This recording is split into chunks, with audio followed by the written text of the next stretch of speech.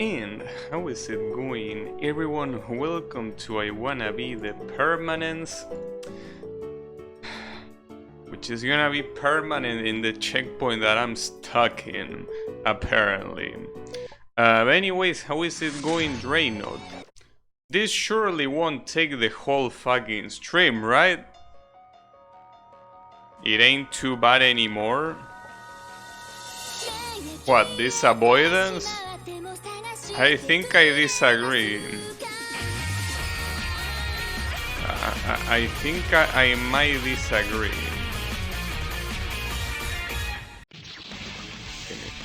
Okay. The sound is fine. Well, at least I have an instant retry. Going in blind might be mega rough. Don't do what I did. Are you suggesting that I watch a video? Because that's not my style.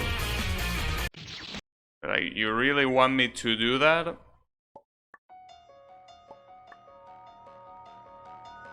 Do you do it blind? What did you do? I might be able to beat it this stream. It might be able to. Yeah, I like the implications. Might be able. Yeah, I don't know, dude. I think that at least with this I can finally confirm that I hate avoidances more than needle, and that's something that I didn't know. I thought it was the opposite, but I think I hate avoidances way more. I got stuck on another later part though, I think because of a bug. Maybe, I don't know. And how far were you from the actual ending? Because I remember you telling me that, you know... What did you tell me? Oh yeah, that you were close to finishing it. Were you close, or were far enough right now? No, but I mean what you say yesterday.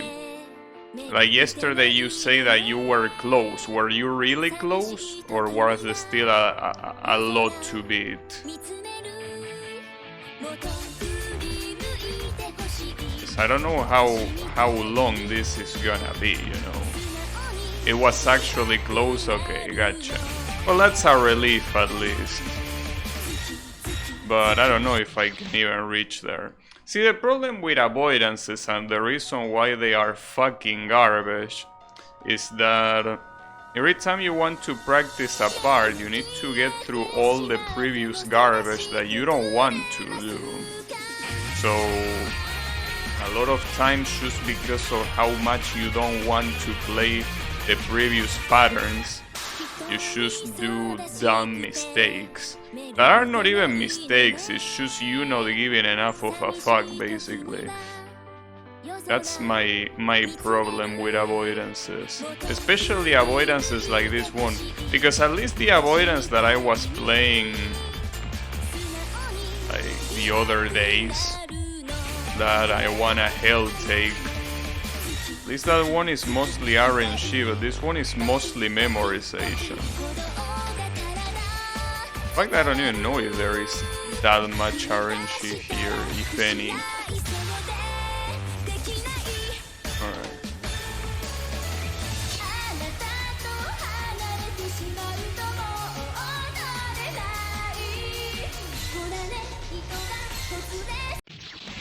That champ is cancer too.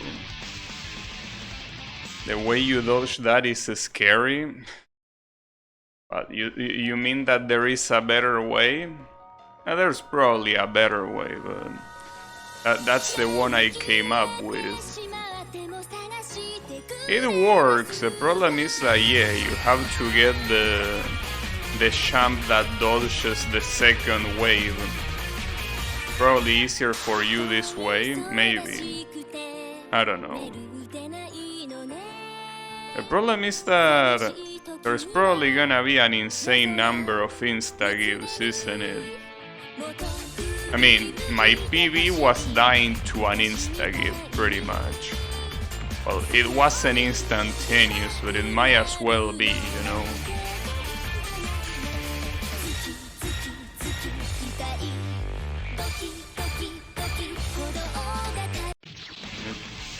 Which insta-give? The white apples coming from the bottom.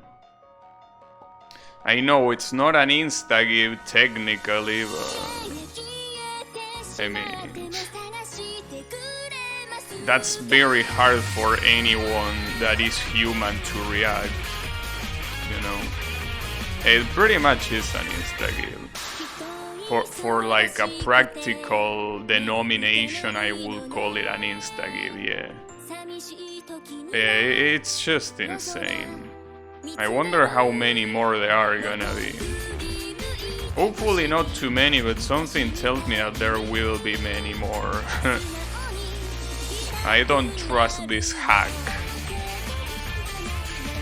This hack of a dev. Don't trust him and the bullshit he does.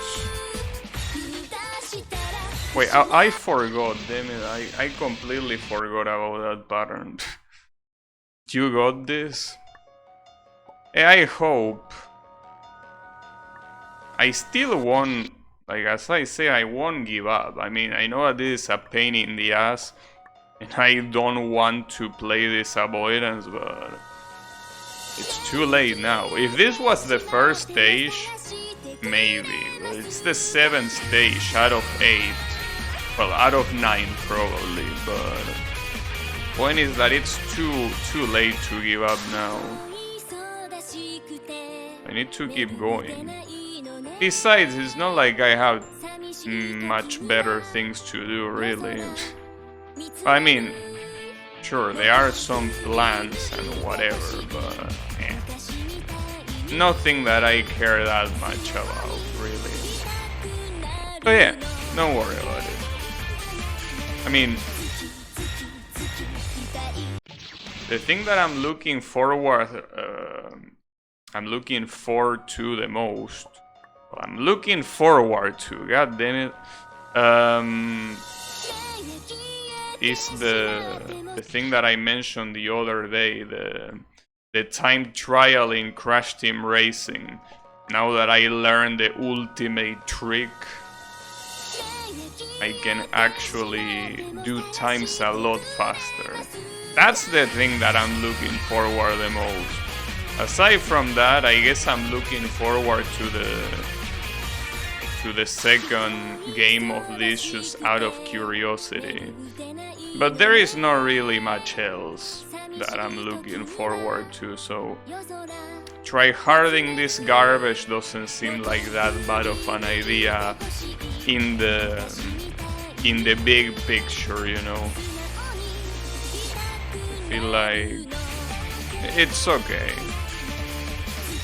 Could be worse. For example, imagine if there was a game that I actually care of about to release. That would be a problem. Thankfully, that's not the case.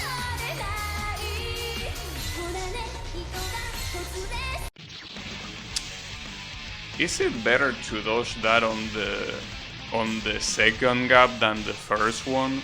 Because that's the second time in a row that I failed that. I have a feeling that it's better to just go into the second gap, but it might be the same, because the distance between cherries is the same. Just that one has to be a very short hop and the other one has to be a full jump. I don't know, they both suck ass, really. The problem is that after that, you're supposed to jump over the orange apples and then go up the platforms, because otherwise the white apples are gonna kill you in the bottom of the screen. I don't know how high those go, That's another problem. But we will see. Man, I hate getting killed by those blue apples. It's not a hard pattern. I get killed because there is so much horseshit on the screen. I just don't know what the right gap is. Something that I probably should do, and you probably should do the same, is muting this shit. I feel like that will be better. I mean, you can say that probably the fact that, you know, it's an avoidance and the patterns are based on different parts of the song, it might be a bad idea to do this, but you like the song? Yeah, I mean, I'm not saying the song is bad, I'm just saying that, yeah, it's pissing me off. Pretty much. Not because it's bad, but because of how much I need to listen to it, you know. I think that would apply to almost anything. Yeah, but especially because it's a vocal song, you know? I think it wouldn't be that problem if it was instrumental like I Wanna Hell Take, right? But since it is vocal, it really pisses me off. Hear it over and over and over again. So yeah, I am muting. Well, I'm muting. I already muted. But yeah, it is the way it is.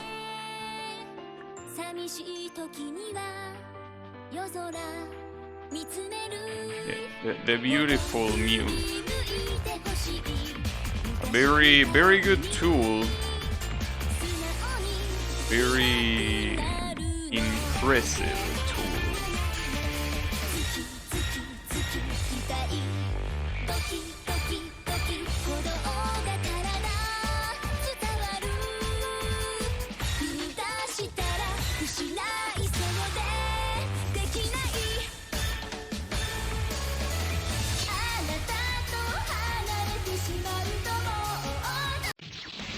Really? Okay.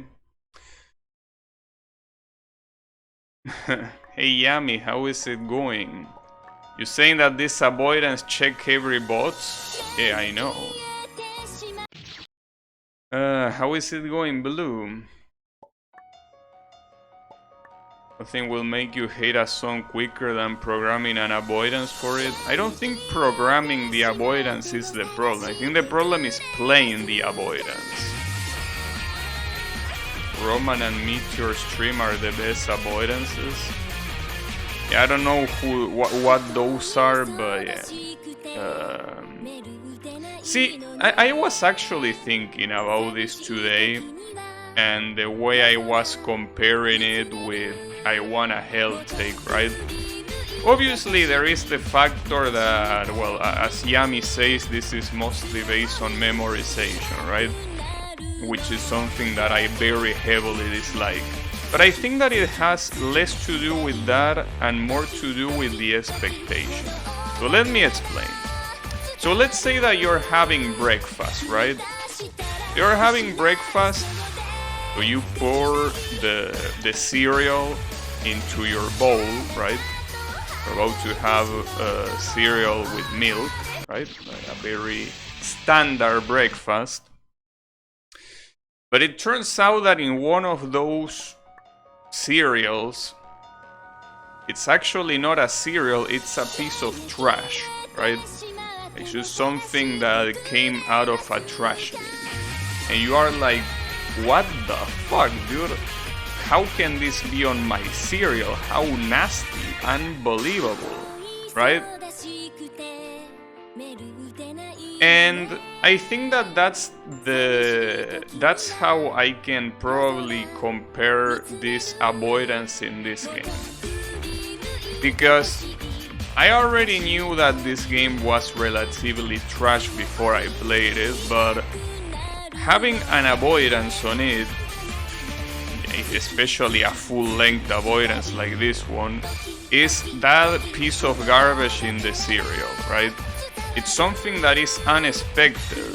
Like, you don't open a box of cereal just to, you know, see garbage, right? And I think that on the other hand, if you willingly do a standalone avoidance, it's the equivalent of instead going to a garbage bin and finding garbage there, right? Like, you already know what you're doing, you're going to a garbage bin, you're not expecting to find cereal, you're expected to find trash. So there is no betrayal of expectations there, right? And I think that that's exactly what's going on here. This game is like a box of cereal, and this avoidance is a surprise piece of trash. Obviously the cereal is also pretty much expired and has the worst taste that you could possibly imagine, but it's still cereal at the end of the day, right? But the piece of trash is there, surprisingly and against all odds. But on the other hand, if you play a standalone avoidance like I Want a Hell Take, that's on you. Like, if you're playing that, you already know what an avoidance is. You're not gonna get surprised if you download an avoidance when you see that, oh surprise, what it has is an avoidance, right? So you can complain about that avoidance all you like and say how much avoidances are trash and whatever, but you went to a garbage bin looking for trash and you found it. So you can complain there. And I think that's, again, that's the perfect way to illustrate the situation. You know, how to play the entire avoidance to view the newest pattern you just made? Yes, and believe it or not, I still haven't able to get to my PB in this stream, or ever actually. I only got there once. Yeah, the cereal insta give me. Surely there is only one piece of garbage. Well, yeah, that's the thing, but that's irrelevant because the majority of the game is clearly not avoidances. So finding one like this out of the blue, it's like, that's the surprise, right? And the reason why it sucks so much, because despite how much I think that avoidances are garbage, at least, you know, it's not something that you usually expect in an adventure game, outside of, I guess, the end of the adventure game. Like, even Domu has an avoidance right at the end. But like in the middle of the game, just like a normal boss, that's not something you expect, you know. Well, I guess the other exception being if you play an adventure game based on avoidances like that full Techno Shakas game that I play, yeah, of course. If you play a game that is full of avoidances, there's gonna be avoidances. But here it's just, you know, out of nowhere. It's like a kick in the balls. It comes from nowhere and it hurts a lot. But yeah, I don't know what else to say, you know, sorry, but yeah, I hate this and I wish I could punch the dev in the face. In Minecraft, of course. Want to do Minecraft PvP with the developer. But anyways, point is that this is gonna take a while. The dev is 8. Yeah. 8. Damn, I can't think of anything clever to say. Whatever. See, he might be 8 when he made this, but he's not 8 anymore, you know?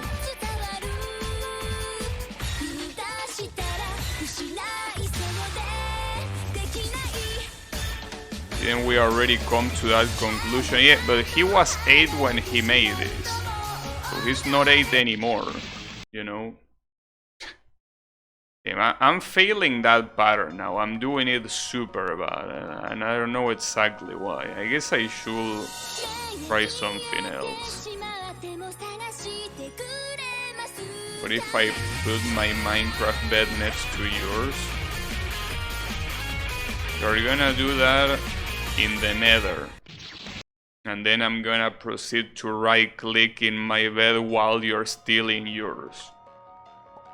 But yeah. Have good dreams. Anyways. Can we just skip this avoidance? You know how fun games have a button to skip? Can we just press that button to skip the avoidance altogether? I mean, I can try actually. What happens if I press S? Unfortunately, nothing. That's a shame. Backspace? Yeah, no, I think I'd rather not do that. No, I will pass on Minecraft.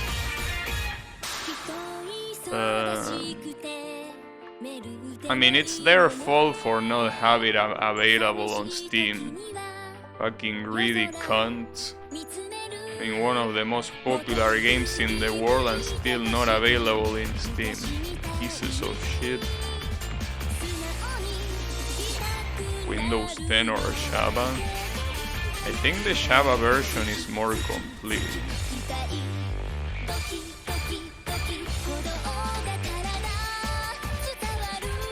Java has modding support. Yeah, I think that Java is just the superior version. It's more versatile and whatever, something like that. Okay, I cannot dodge from the left. I wanted to see if I could dodge from the left, so that way I could redirect the blue cherries, but I guess not. The Windows 10 version can allow you to play with friends easier unless you have a Java server up. Yeah, I guess. I don't know, but basically I just don't like the fact that it's not on Steam and the fact that the only reasonable way to play it is by pirating it. I mean, I don't give a shit about pirating it, but you know, it's just a pain in the ass. Wanna play vanilla? Well, you can do that. I will pass, but you know, I played one of the super hostile maps a while ago. Super hostile. Like what? Is that a server with Twitter users? I don't know if I would like that.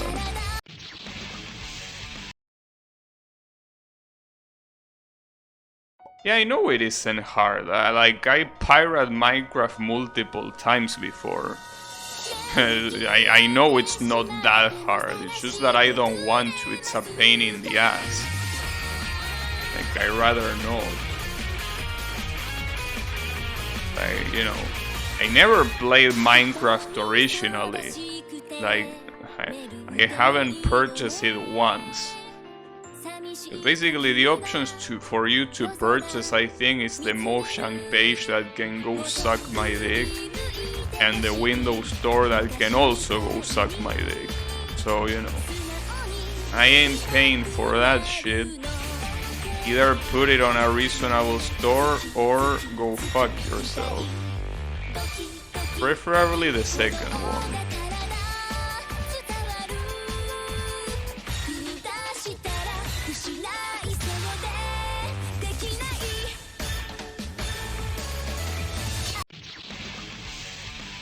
Alright, I died, I guess. No, I'm not sure how. Stardew Valley. Buy a Minecraft gift card in an IRL store. I'm sure where I live there will be Minecraft gift cards. For sure. Dude, they are stores still selling the PlayStation 3 as if it was a brand new console. You want them to have Minecraft gift cards.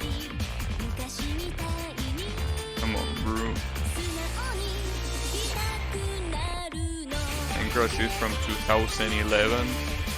Yeah, but I don't think the gift cards are from 2011, you know. You gotta understand that Minecraft for a very long time was in like a beta. Like it was a game that was barely a game. I mean, it's still barely a game, I guess, but it's at least an official game. But yeah.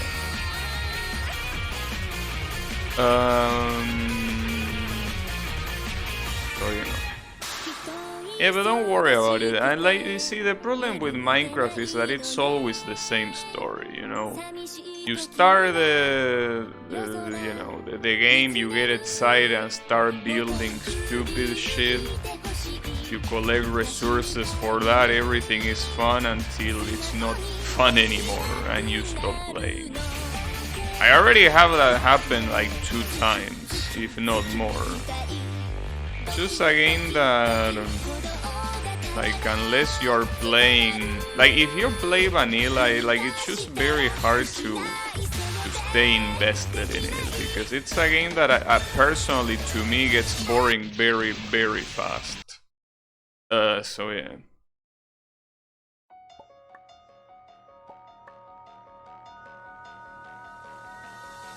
I need to justify. Yeah, but I want to. Why, is there a problem with that? I mean, I don't think it's a bad game. Just think that it's a game that everything that I could have gotten from it, I already did. Like, maybe one day, just for the lulz, and I guess for completion's sake, I could play Minecraft on stream just to attempt to beat it on the hardest difficulty or whatever. Something like that. When I say completion's sake, it's because something that I want to do is I want to play the most amount of games that I can on stream. Like, I want to be like a library of playthroughs. And obviously Minecraft is a very big game, you know. It will be a much needed playthrough. But at the same time, like, I personally already got my fix with Minecraft. It's just one of those games that I already play what I had to play and it's whatever, you know. It was cool, but yeah, wouldn't really... I mean, I will play it again, but probably too lazy to even do it. Minecraft with nuclear mods? Maybe. How is it going, Kyle? With tsunami mod? I don't know. I mean, playing with mods seems like a better idea, but it depends on the mod, I guess. Though I think more than playing mods, I think something that it's a better idea instead is playing maps. For example, parkour maps, right? Maps where the challenge is doing platforming. Since 3D platforming is pretty much dead, even more when it comes to, you know.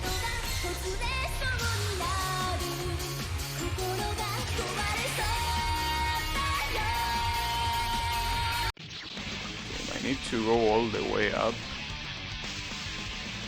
Hey, how far do those white apples go, Draenoth? Because obviously there they keep going up because the script stopped, but I mean, until what part of the stage they reach? Because depending on that, till the top platform. Fuck me, dude. Reaching the top platform while dodging the blue cherries is so shitty. Come on. Madecraft? Oh, that sounds interesting.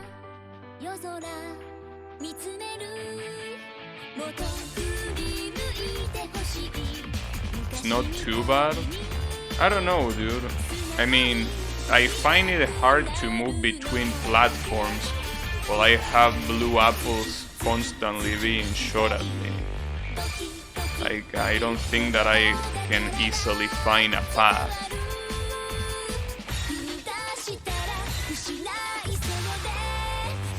You're not gonna build shit?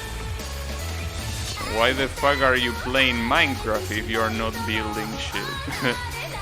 Isn't that like the whole point of the game?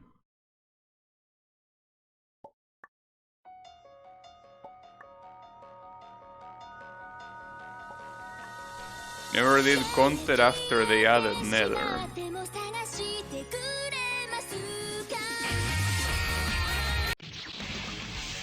Oh, I died? Oh, my bad. I never got to the credits, no.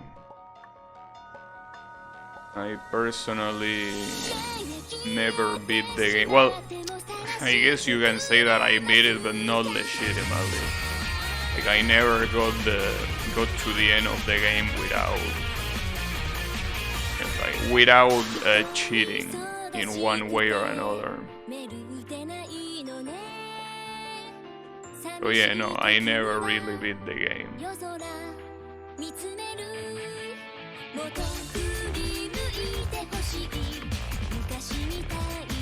Yeah, I saw the credits though. The credits are absolutely nonsensical. I don't even know why do you put something like that in a game like Minecraft. Like, come on, dude, this is not Metal Gear Solid. It's fucking Minecraft, a game for kids, and you write all that garbage? Like, come on. Like, what were you thinking? I guess that's the secret, you weren't thinking. Oh, that worked.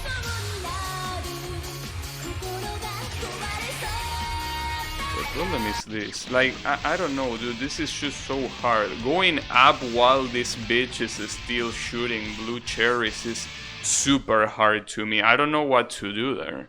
At least I found a strategy for the previous pattern, I guess, but I don't know how to go up while I'm getting shot.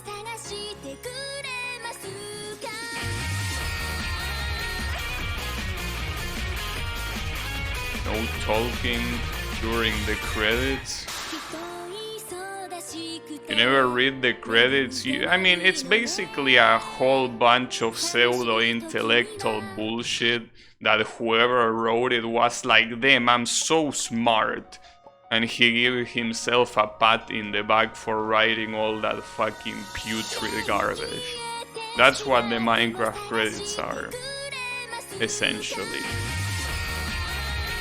The definition of pseudo-intellectual garbage.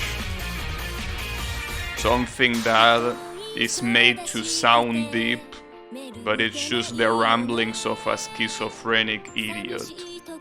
And he's not an idiot because he's a schizophrenic, no, he is an idiot and as well a schizophrenic person. You know, he's both. So yeah. Basically, yes, the best thing you can do with those credits is skip them. I just hate when people want to pretend they are smart when they clearly are not.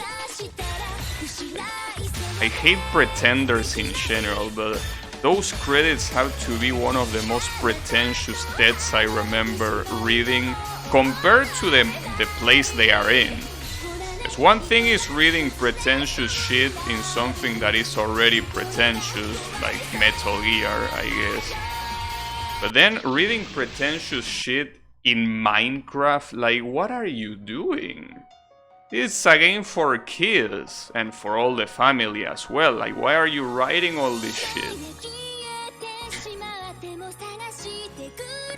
Whatever. But yes, the best thing you can do is just skip those credits. Don't do like I did. I read the whole thing, I don't know why. I guess I expected something interesting, but it's basically just a whole bunch of nothing, decorated with fancy words and sentences. Basically trash. Verbal trash.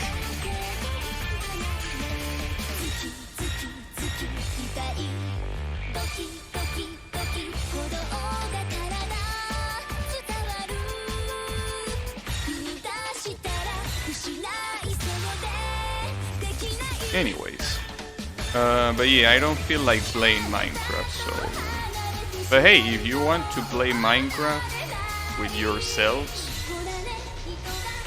you can do that, obviously.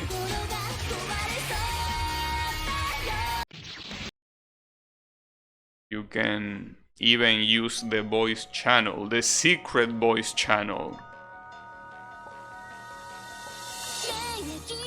To whoever wants to. Yeah.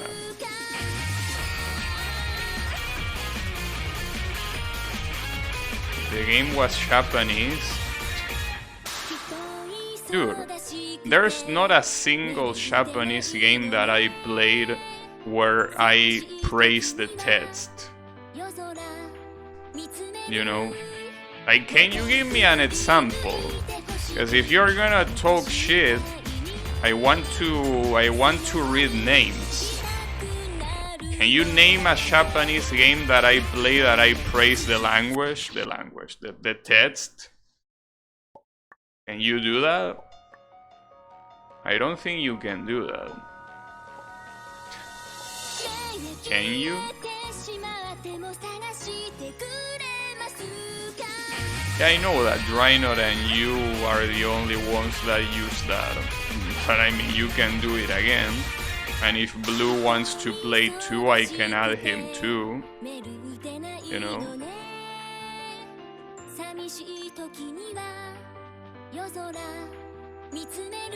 Yami has the receipts. No, he doesn't. And he knows he doesn't. We need a text channel. Just use the general text channel. You're acting like my Discord server is a super populated server with a shit ton of messages per second. Just use the general channel, bro. Why wouldn't you do that?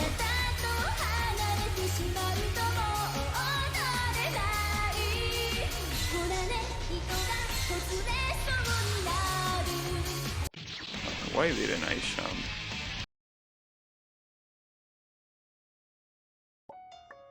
Don't voice channels come with a text channel? No. They're a fan of cluttering chat. Again, you are thinking of the server as a big server that has a lot of people and you're bothering a lot of people. Realistically, at least right now, my server has only 19 people, of which only 5 are active. And of those 5, Blue, you, and Yami are 3 of them. Then you have Kael, and, well, I guess me. And that's it. Those are all your active posters. So I don't see why you will find an issue for that.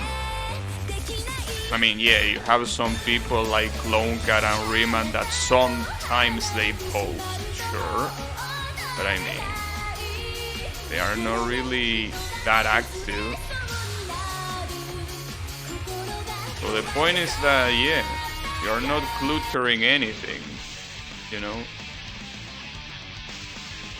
We're talking about adding text channels need a purge channel? No, you don't. You do not. So now that I think about it, maybe the same way that I added that voice channel. Yeah, actually you might have a point. Not for Minecraft particularly, but yes, a voice channel is usually bundled with a text channel. So I could add a text channels exclusively for the voice role. Yeah, I guess that might work. Yeah, sure. I guess I could do that. Yeah, alright. So you gotta remind me of it, because I'm gonna forget. So yeah. Remind me of it when I end the stream. Discord added text channels to voice channels. Yeah, but I think that's text to speech. Like you write something and then a robotic voice reads it. Which, you know, I don't think is what you want. There is. So why? Do you actually see a text channel in that voice channel? Or what? If that's the case, I guess I don't need to do anything, but I want to know if that's the case.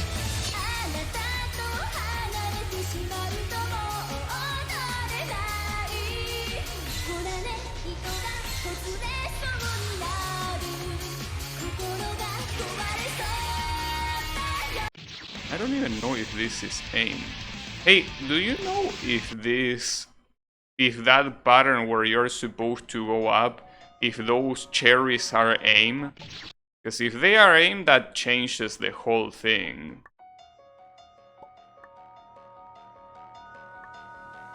Will you do this boss the entire stream? Probably.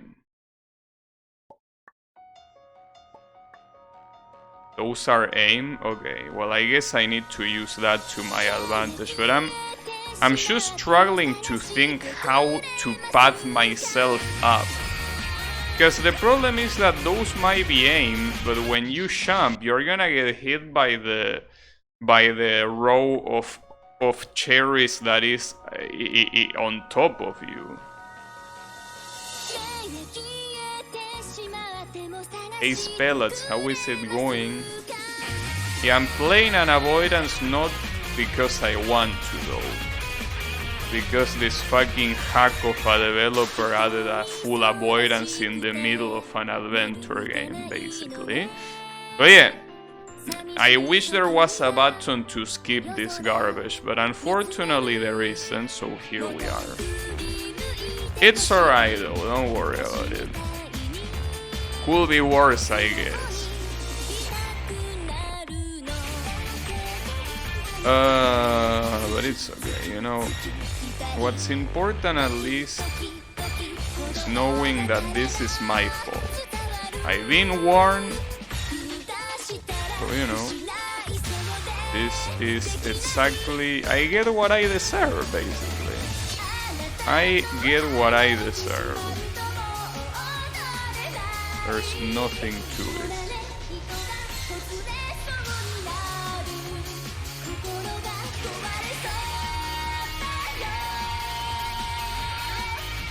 I guess you can do that.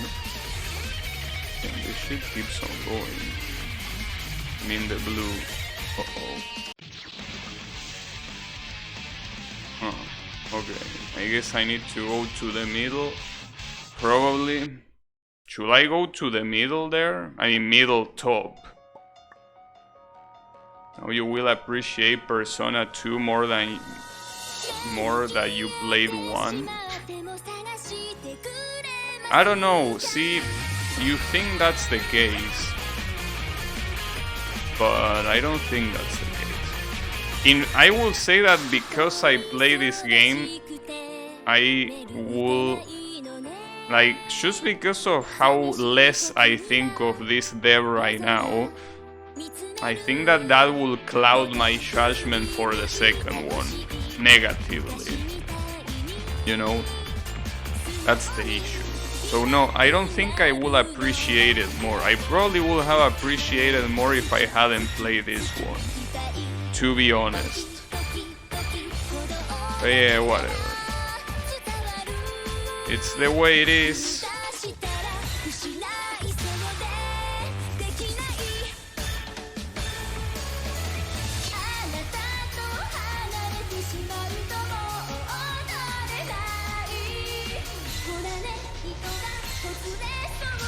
At least I can consistently do that, which is good.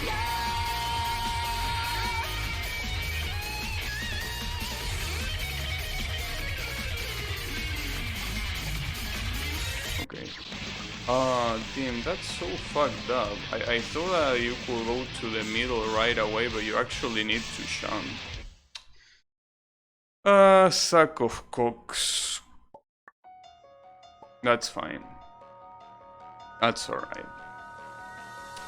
Well, anytime that any of you wants me to play an avoidance, just remember this. Just remember this one. Remember this one. Make sure that this song is ingrained in your brain. Yeah, exactly. Play Toho. Exactly like that. Just remember.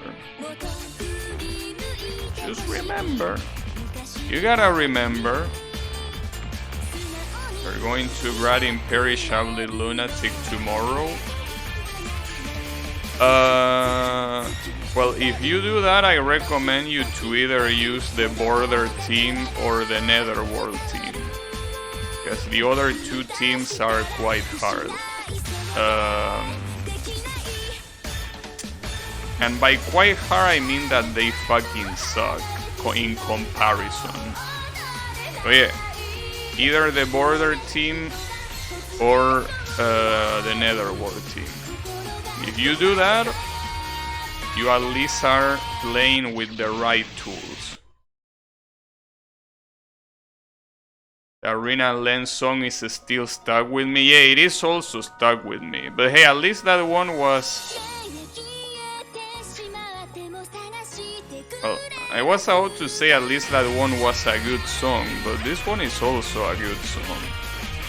I guess I just became so indoctrinated by Vocaloid that I just don't mind hearing Vocaloid even if it's repetitive. This is nothing compared to that. Let's not get ahead of ourselves, okay?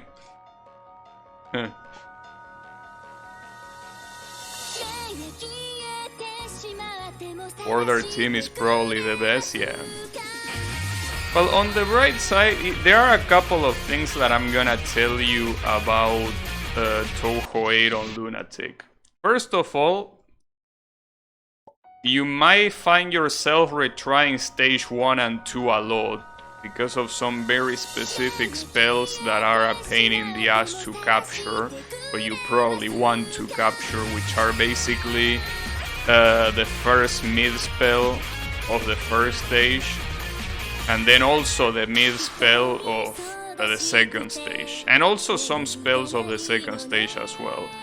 On the third one, there are a lot of stage portions that are a pain in the ass. The boss is so-so. Stage 4 is an absolute pain in the ass. The stage is something that you want to more or less memorize where each enemy is coming from, and the boss is pretty much one of the hardest bosses in the game. So, gotta remember that. Stage 5 is basically a breath of fresh air and probably the easiest stage in the game, ironically enough. And then, well, stage 6, collect as many point items as you can by killing the fairies in the stage, and then, well, good luck with Kaguya because she's a hard boss. That's what I can say about Toho 8 on Lunatic. Another thing that I recommend you is if you're gonna bomb, obviously use Reimu's bomb. Yukari's bomb is garbage. With some very few exceptions, Yukari's bomb is absolute garbage. So use Reimu's bomb as much as you can if you already know you're gonna use bomb. Obviously, if you don't know that you're gonna use bomb, you're most likely gonna be taken by surprise. But if you know you're bombing, use Reimu. Well, if you play with practice tool, that's gonna make it easier, yeah.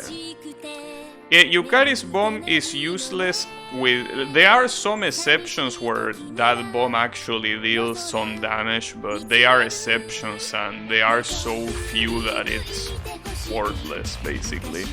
So yeah, just use Ray move on whenever you know you're gonna bomb. Aside from that, I don't know what else I can recommend you. I guess I can just tell you good luck. Touhou 8 is not really the hardest game to beat on Lunatic, but I wouldn't say that it's easy. I will say that it's mostly a middle ground. Like, it's not as easy as games like Touhou 10 or Touhou 6 or 7. But it's obviously not as hard as a game like UFO, for example, or Subterranean Animism, right? So it's in the middle ground. There are some spells I just can't capture consistently. Yeah. Considering that you're just going for a 1 coin clear without any resource restriction, anytime that you see a spell card or a pattern in general that you cannot consistently capture, just bomb. You have so many bombs that just use them. They are there for a reason. So yeah, don't hesitate to use bombs when you know you just cannot do it. By cannot do it, I mean capturing the pattern, right?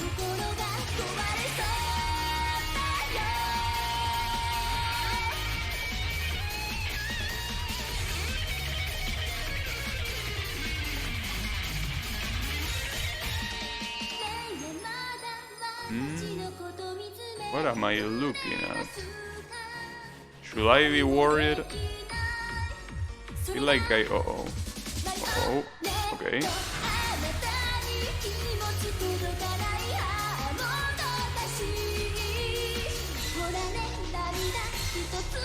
That's a lot of shit on the screen.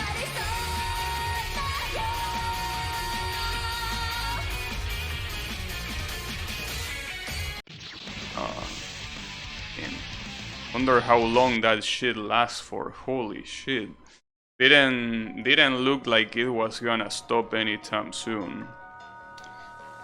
I mean, I'm not hearing the song, by the way, so I really don't know how close it was musical wise, cause I'm muted. Like, I want nothing to do with this shit. But yeah. Final attack vibes? So, well, I hope, but I don't know. Probably not. I really do hope so, but yeah. Like some boss 3 spells, yeah. Yeah, don't hesitate to bomb them.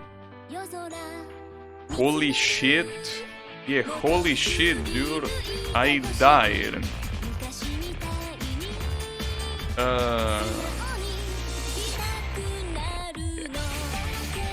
It happens. Maybe I should unmute. What do you think? Should I unmute Draynot? Or should I keep this muted? I can't really tell what to do. Unmute. How about uninstall? That seems like a better idea. Alright, I guess after this I'm gonna unmute. Okay. There you go, unmuted. The song is so basic and generic. I mean, it's an Idol Master song. So, you know. That's kinda their whole stick. That's what they do. They are safe songs. They don't really try to do anything crazy. There are some exceptions though. But yeah, for the most part, Idol songs are like this.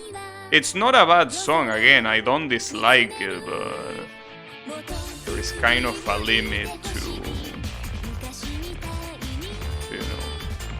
much I can listen without losing my mind, you know. In fact, I don't know if it wasn't for the fact that I muted, I don't know if I would have progressed as I did. Or maybe I will, I don't know. That's a parallel universe where I didn't unmute. Yeah. Impossible to know.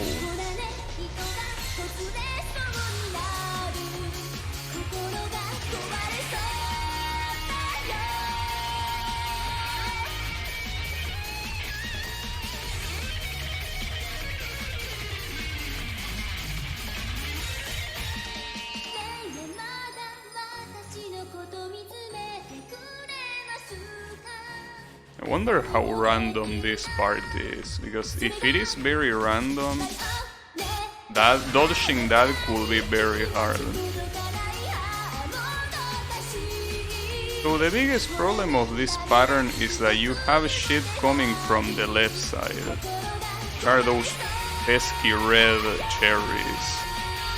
That's the biggest problem, because you think you are safe by sticking to the wall and you are not. That's the issue.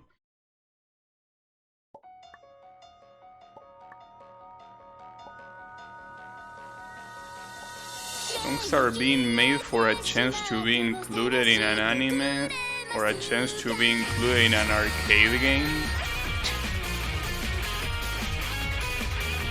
I don't know about that. Well, that is if you listen to Japanese pop. You know, maybe don't listen to Japanese pop. Seems like a better idea.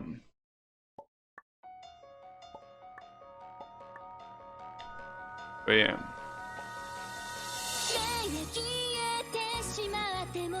Well, I guess that also applies to K-pop, but I think K-pop at least has its own like bubble.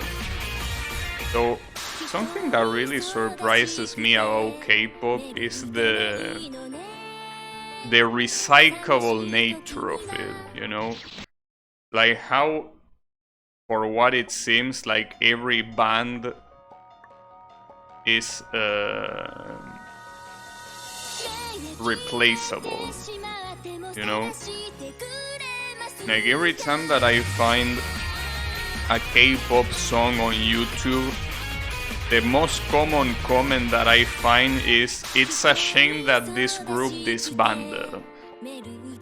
So it's like there is no individuality, you know? Well, I guess that's a very Asian thing, you know, the collectivism, but it's like, it's as if the singers themselves don't matter, you know, it's just the song that matters.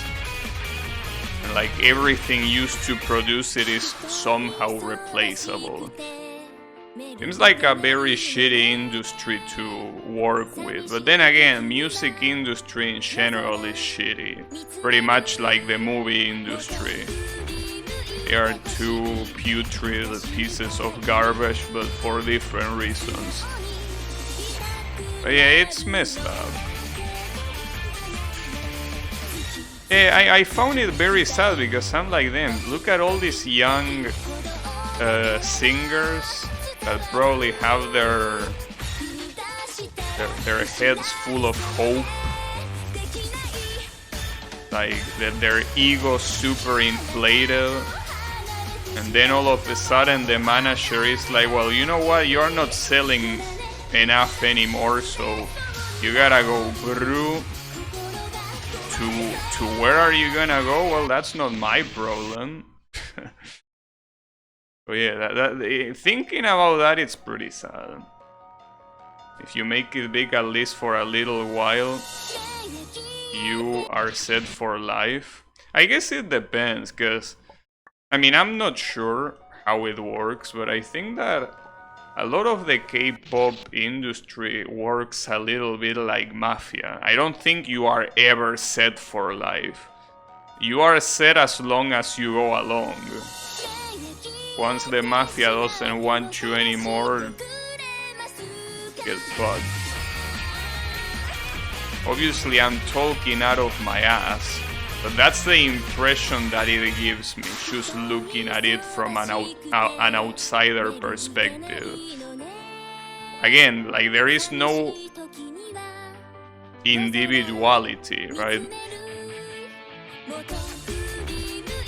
Like, see, for example, we can say all we want about Justin Bieber, but Justin Bieber is a name you will remember, for better or for worse. Like, that guy, sure, you can see that there is a ton of pop singers that replace him as the young pretty boy that sings romantic songs, right? But he's still someone that is very remember, as I say, for better or for worse, right? Like, the name itself, it's a big name. In Korean groups, I don't think that's the case. Like, the name of, first of all, it's a group, not a person most of the times. When you refer to the singer of a song, you refer to the group. Like, I think one of the groups is called Momoland, right? Like, that's how you remember that. You remember Momoland. You don't remember every single integrant of that group. You just remember the whole thing. And if they disband, you won't remember the specific members. Unless, obviously, I guess you're a die-hard fan and you follow every single move they do. But I think that for the general public, like the people that work behind those groups is very easily replaceable, and that's very sad. But again, I guess that's mostly a difference of cultures. For what I know, a lot of Asian cultures are highly collectivistic, right? So, yeah. Or collectivist, whatever the word is. You send all your money back home and save like 95% of it. Yeah, but that depends on how much you get, you know? Because as I say, working in a group, obviously not all the money goes to you. And even if you make millions, I'm pretty sure that a very big share of those millions is something that the music label, the record label, keeps, and whatever shareholders they might have, you know, rather than the integrants themselves. But yeah, I think it's like that. Again, I know nothing about the subject and I'm talking out of my ass, but that's the impression I get from an outsider's perspective. Maybe I'm completely wrong, and if I am, I will be happy to be corrected, because obviously what I'm saying is not something good. I would prefer if that wasn't the case, but it gives me that impression. Not knowing Shimin, I don't know who Shimin is. I mean, I cannot name a single K-pop singer. Not a single one. Obviously, I'm not a K-pop fan, so that's to be expected, but I mean, I cannot name a single one.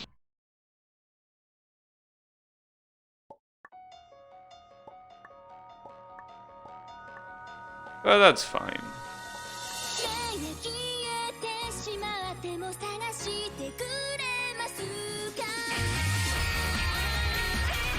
You know that, speaking of musical groups and all that shit, today I was watching someone play the Japanese version of Final Fight, and the names of some of the enemies are literally Axel and Slash. And I'm like, dude, are you for real? Like, okay, we get it, you like the Guns N' Roses, but you shouldn't put your company at risk just for that, you know? And in fact, if I'm not mistaken, that's the reason why a lot of names in the American release are changed. It's just casually naming enemies Axel and Slash, like the same type of enemy that also casually dress like Axel Rose, right? Like they casually just dress like that. Just, you know, a coincidence. I'm a fake fan, of course. Yeah.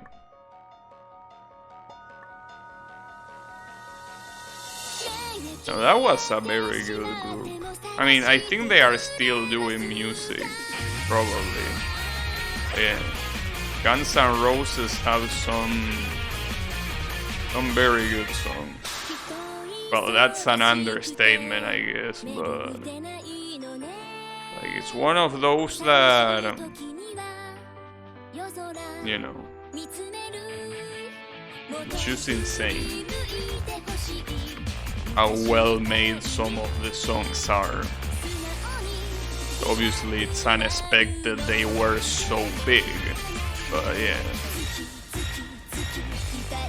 Like, especially songs like Sweet Child of Mine, right? Like, how can you even come up with a song like that? I know that they are musicians, so that's their job, but you know, it's just mind-blowing, the creativity. It's just insane that goes into producing songs like that, you know. It's just something that, since I don't have any type of musical talent, that it's hard for me to believe that some people can just be so talented, right? I mean, that's the reason why they are millionaires, of course.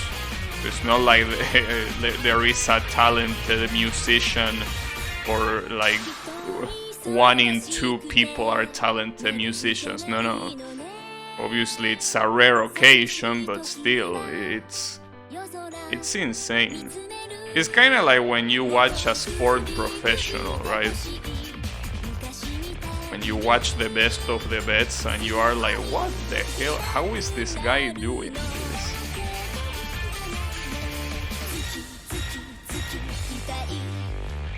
Talent is something else. It really is something else. I still remember when I was younger and I watched tennis, and I watched people like, you know, Federer and Nadal, right?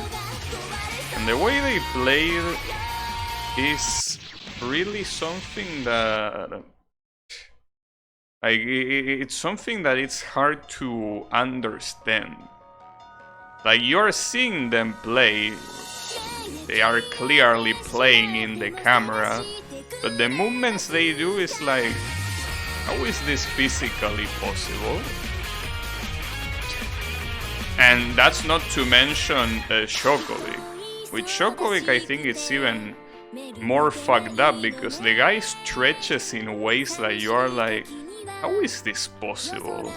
Like, this guy should, well, if he was working on a circus, he wouldn't be a millionaire, but I mean, the guy stretches as if he was like one of those circus guys that does all these weird movements with stretching and shit. He's a beast.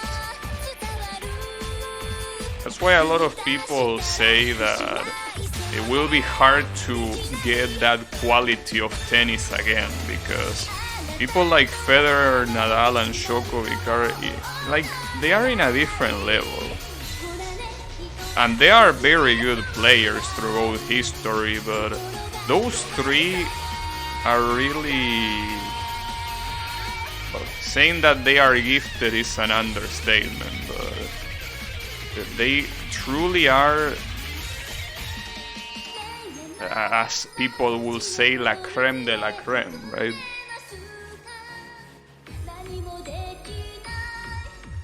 It all started. Wait, give me a second. Uh-oh. Wait, what happens? Should I dodge here? No, I shouldn't. Okay, bad idea. Yeah, okay, no, you shouldn't dodge in the top. In case there was any doubt. Yeah, don't do that. Why did I jump? Damn it. Mashing the sets? No thank you. It all started with their parents smiling and clapping at their horrible singing at 4 years. What, you mean for Shokovic? I didn't know that Shokovic sang when he was 4. So the more you know. I know that you probably mean Axel, right? Maybe. But yeah, regardless of what their story is, the end result is insane. I don't watch as much tennis now, so I really wouldn't be able to tell if there's any other new player that looks to be around their level. For what I heard, the top players now, well, aside from Djokovic that it's still playing, are I think Tsitsipas and Medvedev, I think. I think those two are like the top new players. I think Kyrgios is also very good. But yeah, I'm not watching too much, so I wouldn't know.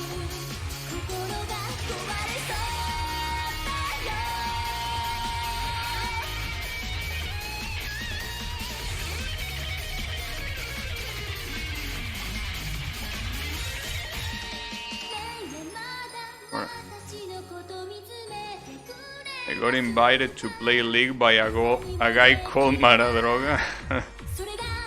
Nice.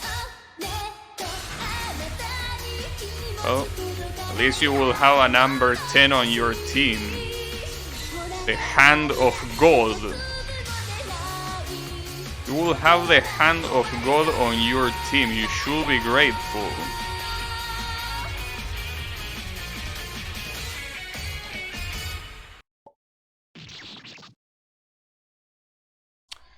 Alright. I didn't hear what she said because I said alright at the exact same time. Damn, that's finally over. Holy shit, that was so bad. Is this the only avoidance in Permanence? So far. So far it is. Yes, so far. Hopefully it is the only one. Alright, so we have a pink needle stage. At least it looks good, I gotta say.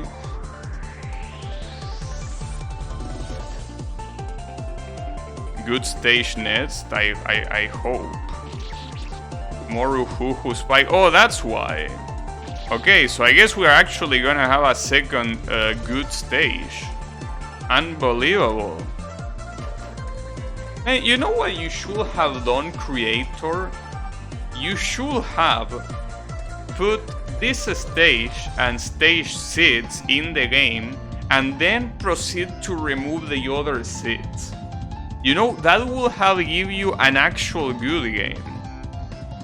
That would have been so good, but unfortunately, that's not the case. Yeah, it would have been so good doing that.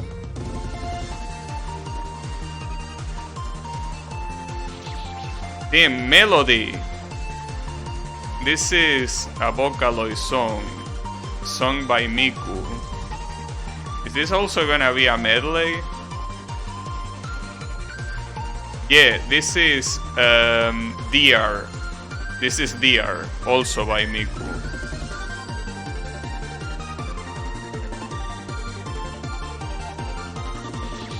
Don't recognize this one.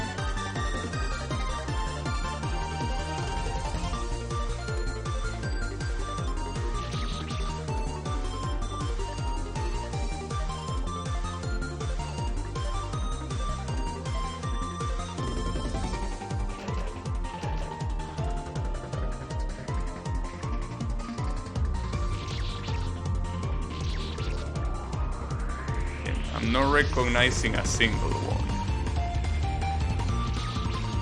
That's a shame. Actually, an Uhuhu inspired stage, yeah, that's what they say.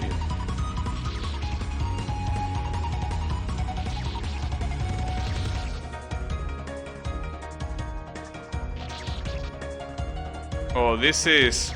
I forgot the name of this song, something about wind, by Kaito and Meiko.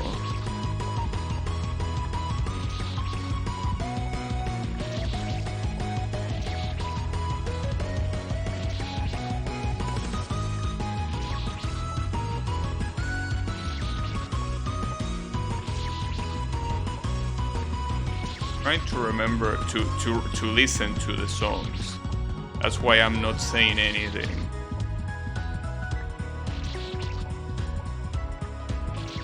I don't know if it's a good idea for a medley to change tempo like this, you know.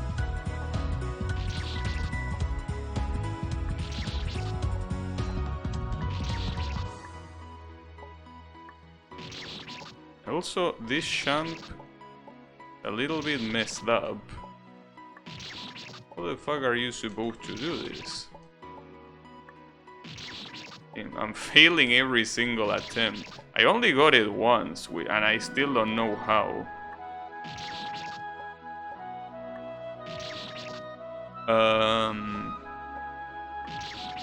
I don't really understand the champ. I got it there, but... Didn't you first try this champ? I don't remember. Oh, I got it there. Oh. Damn, that seems hard as well.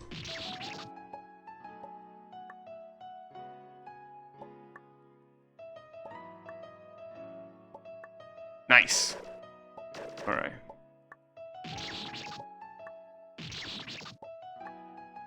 On the right side, if this is like the sixth stage, this is gonna be a good stage.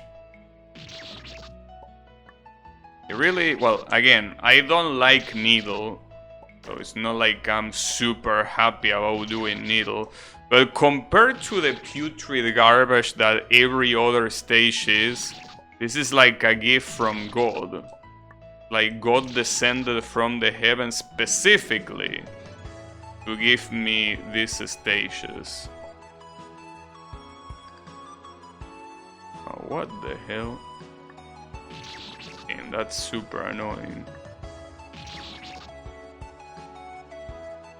This stage definitely has some stinker screens. Maybe.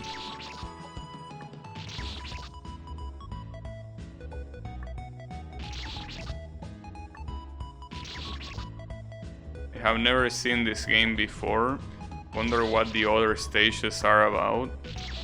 Well, the first stage is some very shitty Needle with a lot of switches that is just not good, mostly because of the switches. There is also traps, but it's not a good stage, and the boss of that stage is also garbage.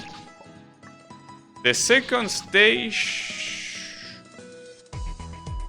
No, not gravity switches. I mean switches that do something. Like, for example, the switch in this screen that made the spike go up. Those type of switches. Yeah, triggers, I guess. That's a better way of calling it. The second stage... What was the second stage? Oh yeah, it was some weird, like, Game Boy looking Needle stage. It was weird, it was short, I guess, but it had some very weird sections, and the boss is RNG garbage, basically. Like, it has a lot of RNG, and it's not good. The third stage...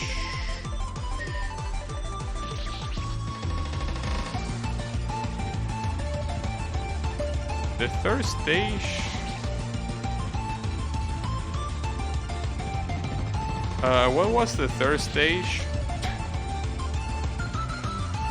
That wasn't the idol stage, right?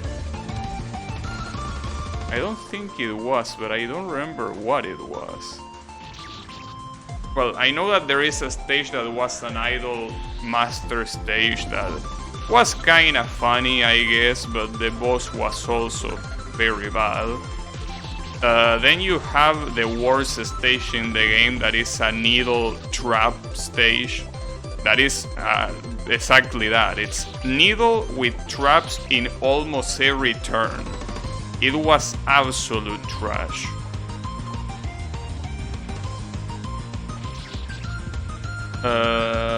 Well, then you have the sixth stage that is pretty much like this one, which is just pure needle. The seventh one, which is the one that you saw before, but that stage basically had some needle that was very shitty, especially one section, and then the avoidance you just saw, and then this stage is what you're seeing. I wish I remember what the third world was. Hey, do you remember that, Drano? The Wanna Be the Game Boy was bad, I guess. I don't remember. I Wanna Be the Chibi. Yeah, I think it wasn't seen as a very nice game.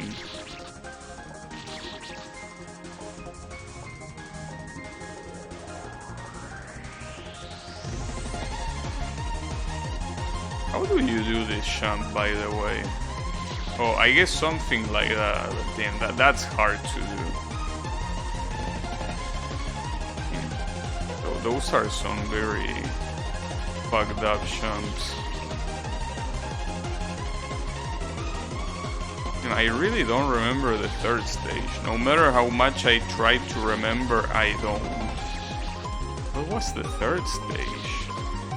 Like, it completely disappeared in my mind. It was something, that's for sure.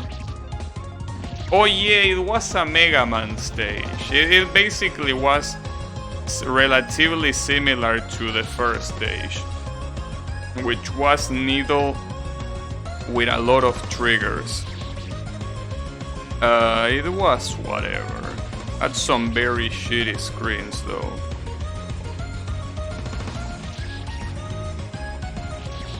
Cantarella.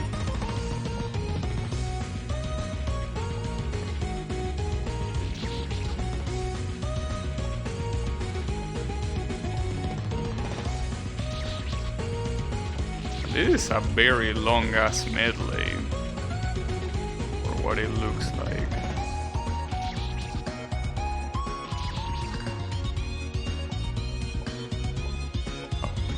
You're gonna be stuck here for a while after all, so I guess it's only fitting. Unfortunately, this is not, for what I've seen, it's not the last world of the game, because, well, first of all, there is literally the first Delicious Fruit review that you see tells you that the game is separated in 9 stages, right?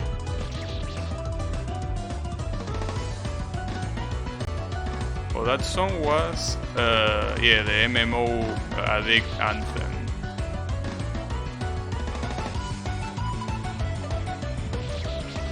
Oh, this is the 6 trillion shit.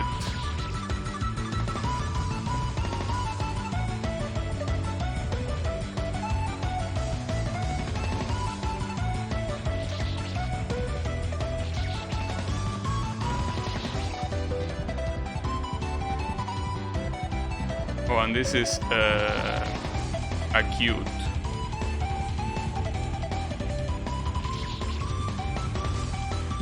It's Sunspike song remix. I see. It's very well done. I don't know if I'm a fan of the change of tempo. It would have been better if it was the same tempo for all the songs.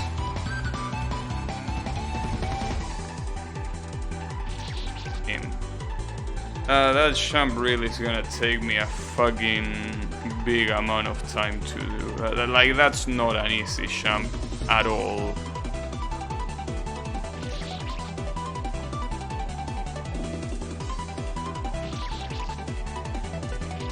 Not to mention that that's not even the last jump of the checkpoint.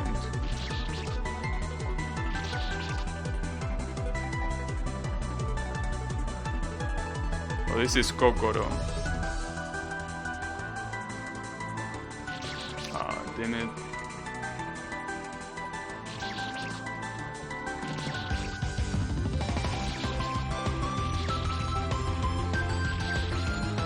Pretty insane.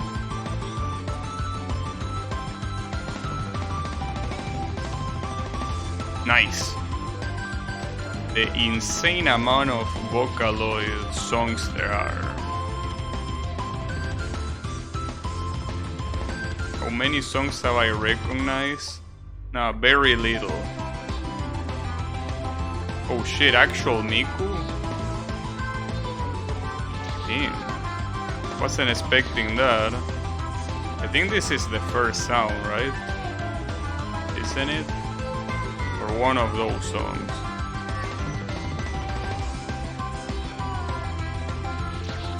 I don't think I understand that jump. Hey, how is it going, Wasabi? Bitches love ooh Spike? You think so? Are you saying that I can get bitches by playing this? Damn. I didn't, no one told me before.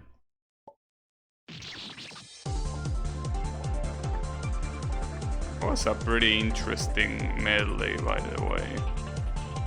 Very, very cool all around. Wait, what am I supposed to do there?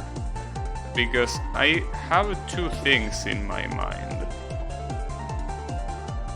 Are you supposed to jump and then double jump here? Or am I supposed to jump and somehow land here? Is it even possible to land here? Like, what am I supposed to do here, Draenor? Like, jump into jump or double jump into landing here into another jump? You don't think I can land there? Yeah, I have no clue. Oh, you can't, okay. Gotcha.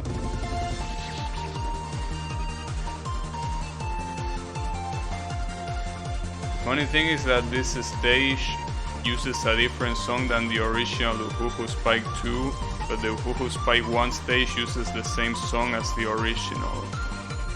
Interesting. Yeah, I probably can. The problem is how to get to the middle from the first jump. That seems way too hard. I mean, I guess it's possible. Obviously it's possible, because otherwise it will be impossible to progress, but damn.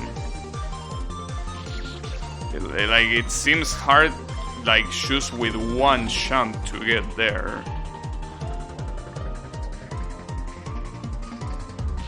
Like, goddamn.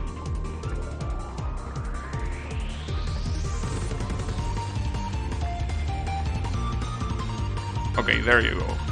Nice. Guess it wasn't that bad, but what seems pretty bad is this. This is what you call a T-bone jump, right? The one that comes after the gate. Is that the T-bone jump? Okay, never mind. It wasn't that hard. I guess it wasn't that hard. See, the problem is that now hearing this is making me want to play Project Diva. I mean, more than I usually feel, right? I always want to play Project Diva.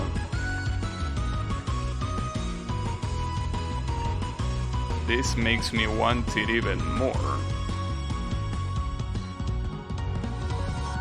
She thinks. Oh yeah, that's the T-bone jump.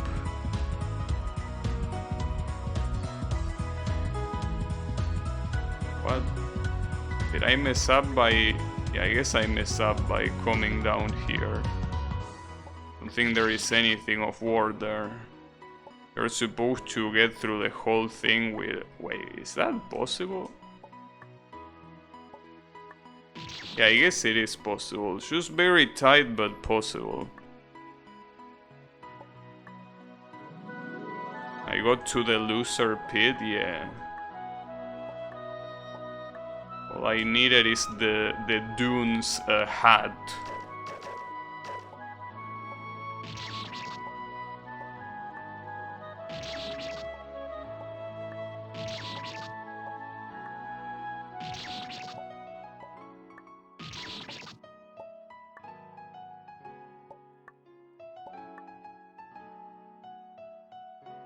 Wow, okay.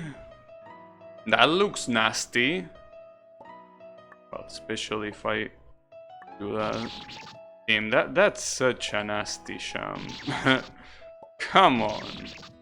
You really want me to do that?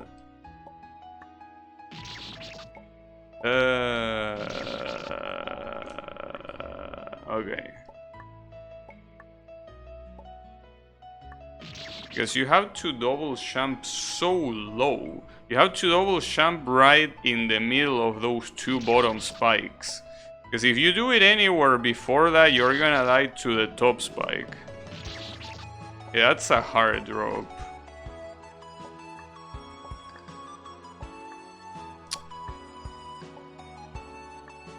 Yeah, like...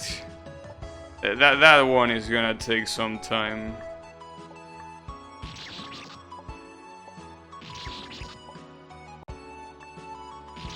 It's very, very precise.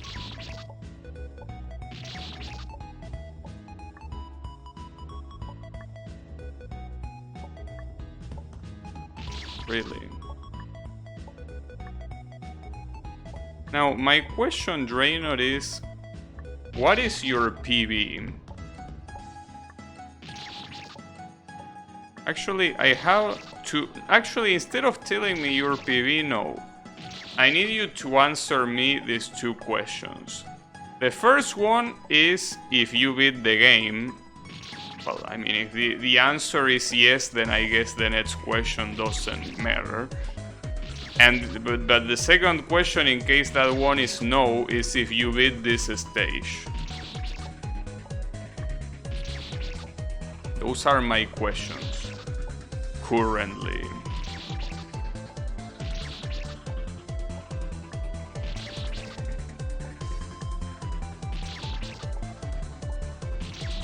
Well, then again, I'm pretty sure that since this stage is just needle, anyone in chat that knows about fan games can probably answer how to do a shunt. Well, in this case, it's just basically a matter of getting good.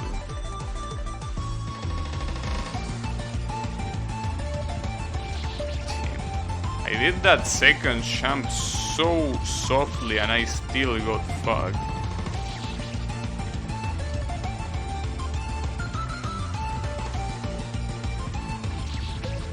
You didn't beat it? You didn't beat what? Okay, so you didn't beat the game, but you beat the stage. This stage. Alright, thanks. I mean, I don't even know if I can beat this stage today. So don't worry about it. Well, I mean, it's pretty clear that if you actually keep going, you will beat the game before me. That's pretty sure. And I prefer it to be that way, so you can actually give me tips when I get to a hard part.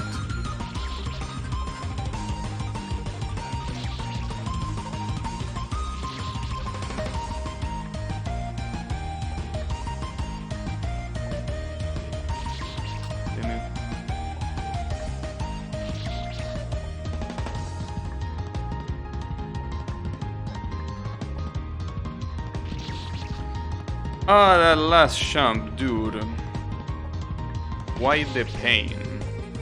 I mean, that champ could be like that. Just that champ could be a checkpoint, and it will still be hard. Like, god damn.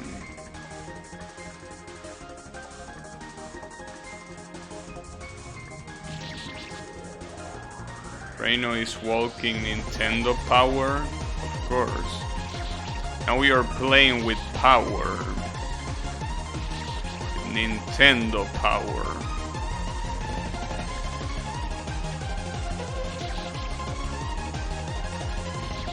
Except that Nintendo wouldn't be too happy about knowing games like this exist. Now we are playing with this. I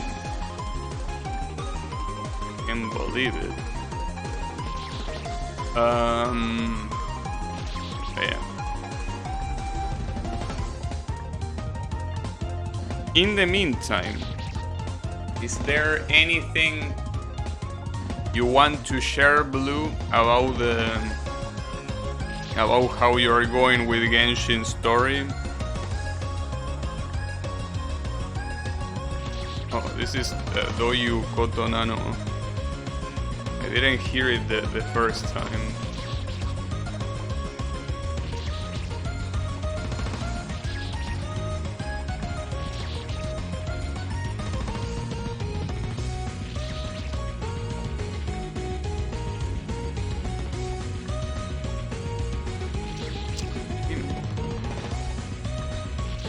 Will gladly play with this.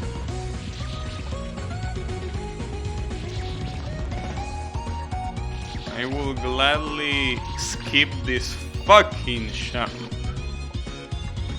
But alas, such a thing is not possible.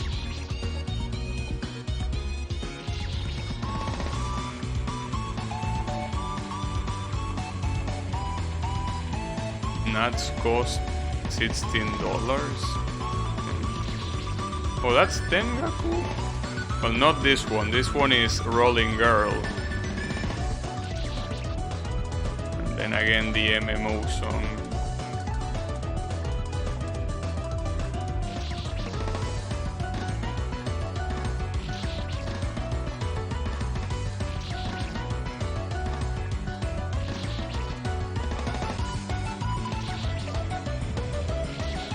That's also another song that I don't know. Like this one, 6 trillion years of your mom, right?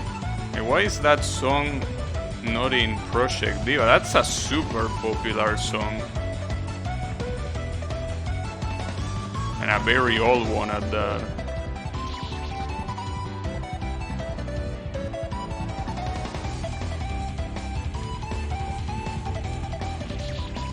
They didn't put it. They didn't put what? IE in the game? Is that the original Vocaloid? I thought it was sung by Miku.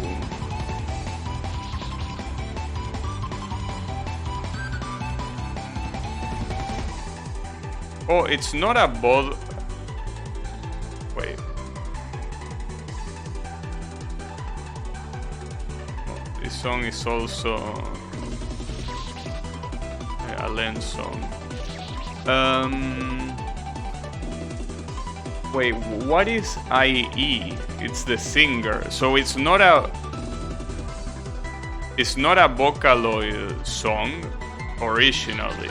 So it's like Then Paradigm, no, not Then Paradigm, Draumatology, that is not a Vocaloid song, even though it has a Vocaloid version.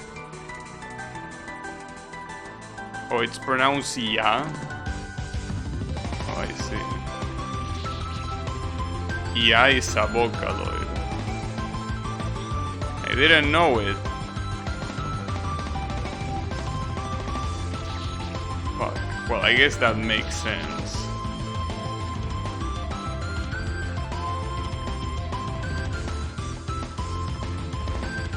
And I really don't know how to do this sham though. So far I'm getting so fucked.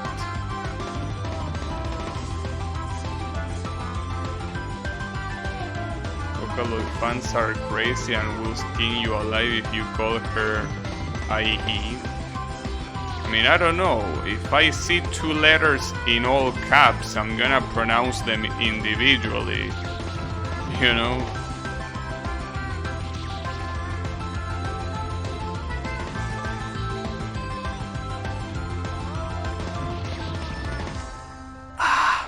Okay.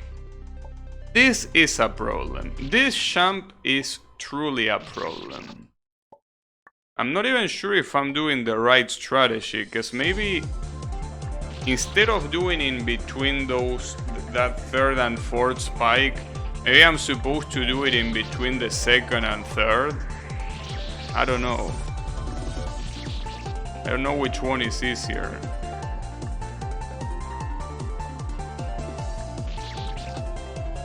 American Vocaloid fans are the crazy ones. Nah, I mean, there are crazy fans everywhere. It's just that you understand the American ones. I mean, come on. Do you think that there is not a Japanese Vocaloid fan that says things like them? I wish I could use Miku socks to prepare tea. See, like, you think they don't exist. If anything, that's even probably worse in Japan. You know?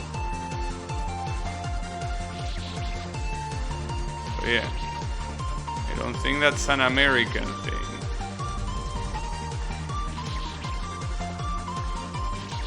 That's not crazy, that's genius. Yeah, really genius.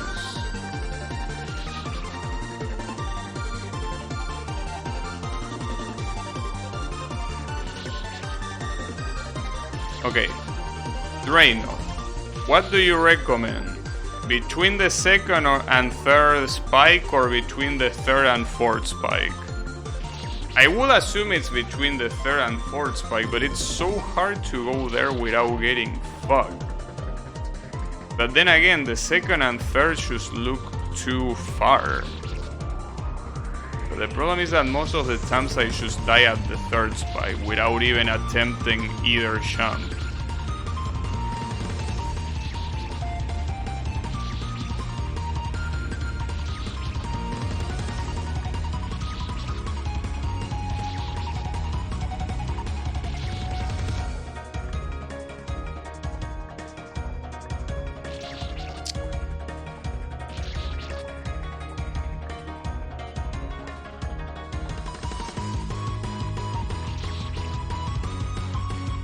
This champ itself, by itself, it's gonna make me go insane. It's gonna make me go insane, indeed.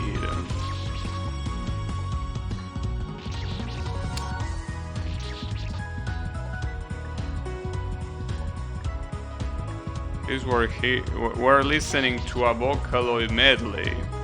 That's the only good thing. Well, and I guess also that the visuals of the stage are pretty good.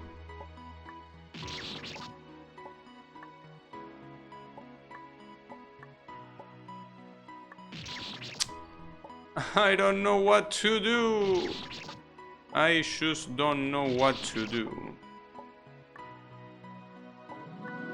I'm still fucked up over you. Yeah, those are actually song lyrics. Sock tea is a real thing? Yes. There are many things that are real things.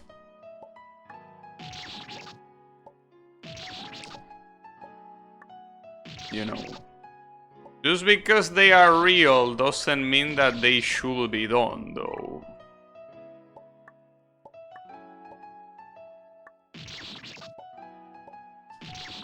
Doesn't seem like a very good idea.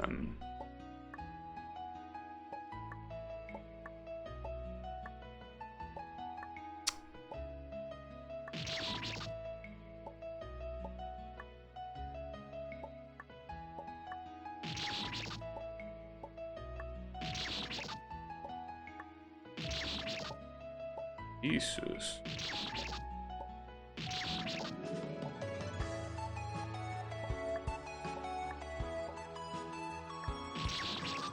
I just don't know how to do that. Hey, Yami, someone that is an expert, can you tell me if it's supposed to be between the second and third spike or between the third and fourth?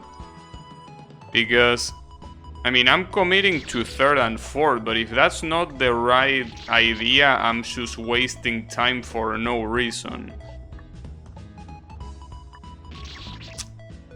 I don't know. I really don't know.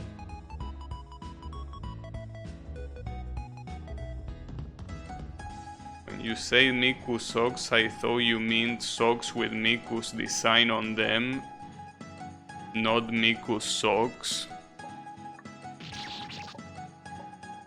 I mean, didn't give you the idea when I told you to use Miku socks to brew tea?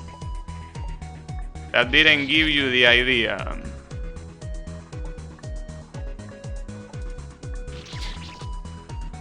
Choose champ before spike. Yes, before which spike?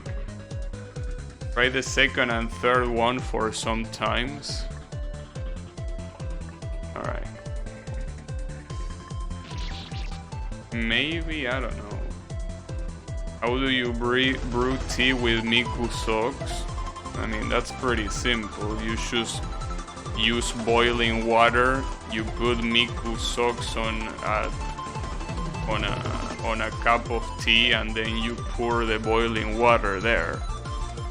Then you remove the socks and then you drink. And then you die of intoxication for being a moron. And so natural selection has taken its rightful place. I will do closer one, I see.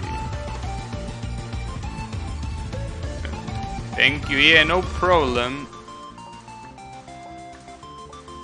Wouldn't recommend it personally, but hey, you know what they say, YOLO. You only live once. And also not very long if you do that, but hey, that's fine.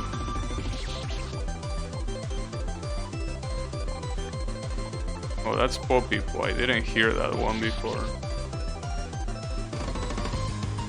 Someone mentioned use scalding hot water to kill all the bacteria. I mean, at that point you are just... See, here is the thing. I think the whole point of doing such a hideous act is pretty much that, having a taste of the bacteria that came from there. Because otherwise, why don't you just drink a regular cup of tea? Seems like it will taste better than just combining boiling water with socks, you know?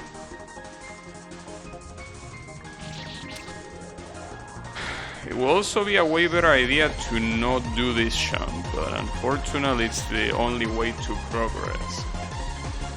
The tea will smell like Miku? How do you know? I mean, oh shit!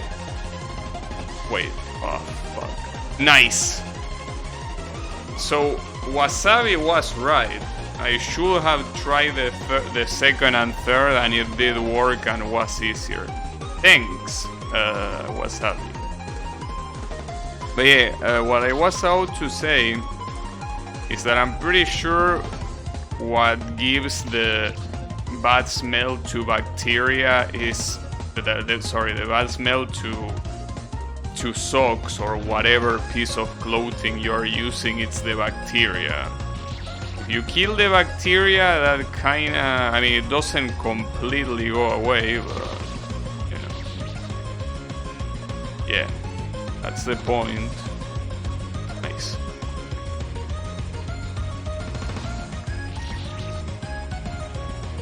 Weirdos? What you mean weirdos? I say that you shouldn't do it. Besides, you can blame Blue. Well, in reality, I'm the one to blame. But he was the one that triggered my response, whether willingly or not.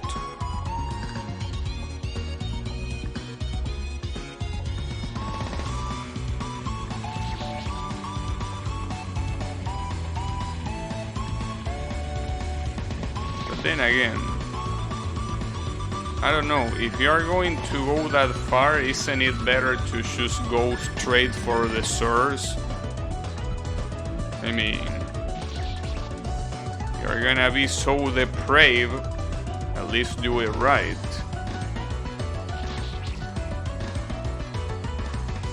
Curiosity kills? Yeah. Sock tea isn't the most stupid idea I ever heard. Yeah, I guess you can say that.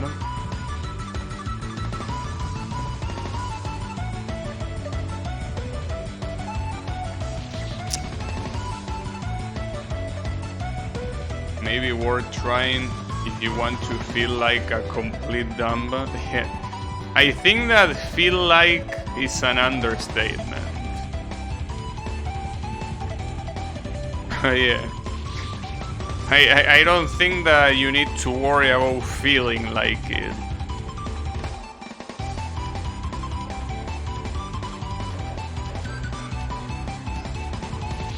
Yeah.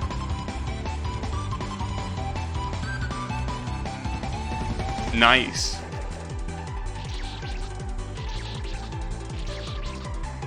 Oh yeah, this one was called Butterfly on your right shoulder. I just remember the name.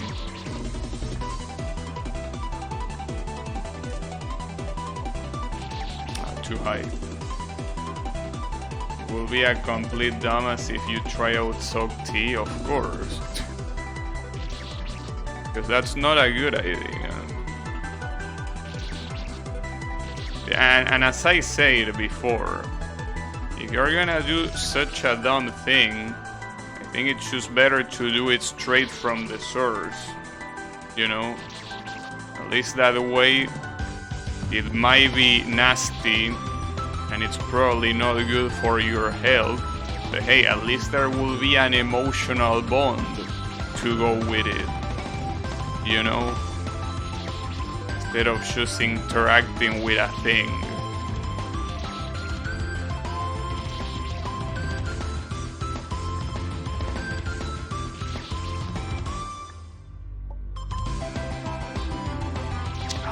Fuck, that seems hard to do.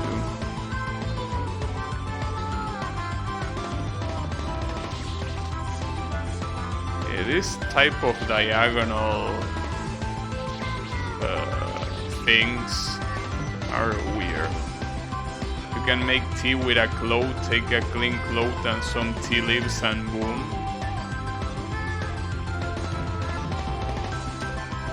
Sure. But one thing is doing that and another thing is just forgetting about the tea leaves and just using the sock by itself, you know. They are quite different things. Socks is just easier to use clothes. Yeah, but you probably shouldn't do that anyways. That's because socks, just like many other pieces of cloth, usually leave a lot of like pieces of like, it's not dust, it's like pieces of cloth, right, that are very small because, you know, it's basically a full piece. It's not a separated piece of cloth. It's a whole thing. If you immerse that in water, obviously, yeah, I guess you can call it microfibers. But yeah, there's basically a lot of shit that is gonna pour into the water that you don't want to drink. A piece of cloth is just a piece of cloth. Like if you just have like some like square of whatever, it's just that. I mean, it will still be a bad idea, but hey, it's not as bad as putting a clothing.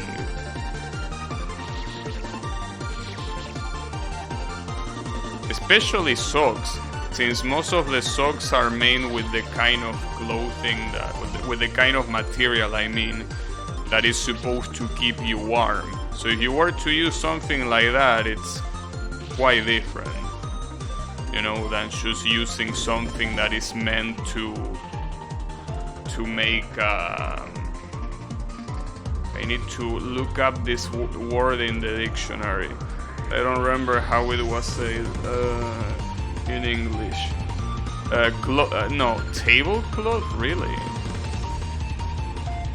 That's how you say it? I didn't know that. Well, yeah. That.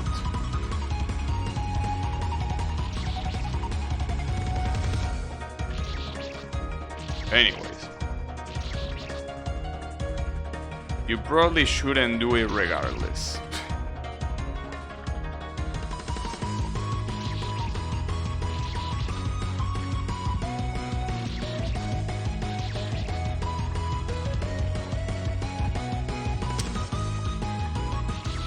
This champ is so fucking hard. You know, the worst part is that it comes from a champ that is not that big of a deal. And then comes this. That is an absolute abomination.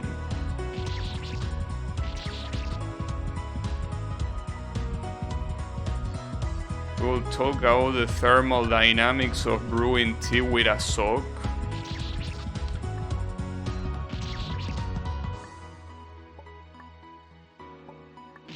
Yeah, I don't know about that. I'm not personally a physics expert. So yeah, probably not. Well, an expert or anything. I know absolutely nothing about physics. Oh, that champ is so damn hard. Holy shit. Okay, sorry, I got a little bit triggered there. Like, I just don't understand. See, this is what Yami was talking about. The fact that the difficulty is all over the fucking place, dude. Like, because looking at a screen like this, it feels like the creator thought that the first champ and the second champ are equivalent. They are not. The first champ is so much easier than the second one. Like, it's not even close. How the fuck do you make something like this?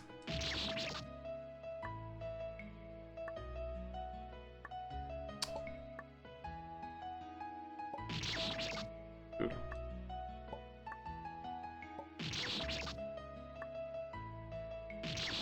I really don't know what to do.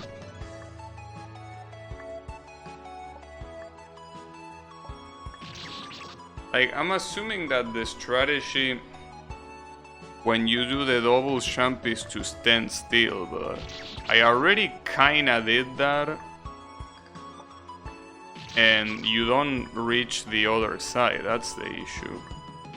I do that to avoid getting killed by a top spike, but I will get hit by the bottom one. So any strategy for this one? I thought I didn't need a strategy for this one, but this is ridiculously hard. You have to do a 2-frame jump.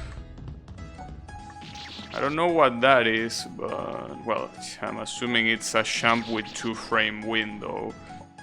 But, yeah, I wouldn't do that willingly. I would probably do it by accident.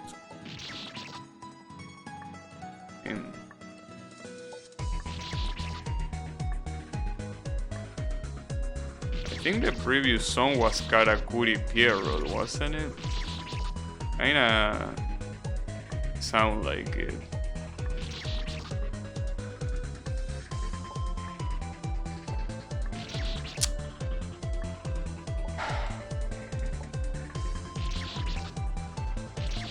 So you're telling me that there is a 2-frame window to get this champ right?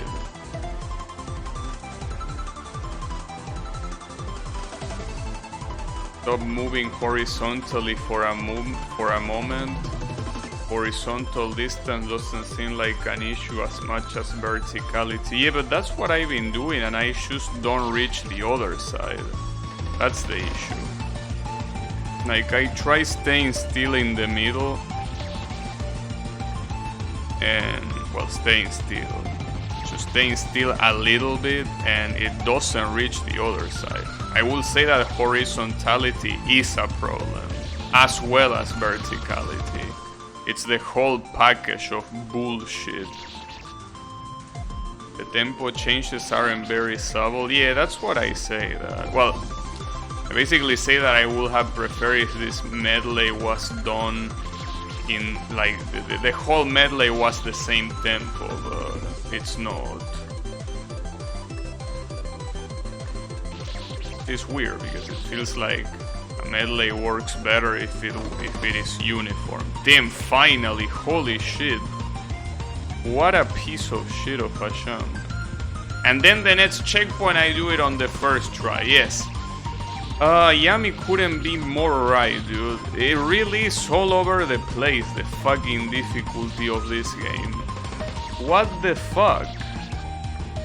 Why are you like this?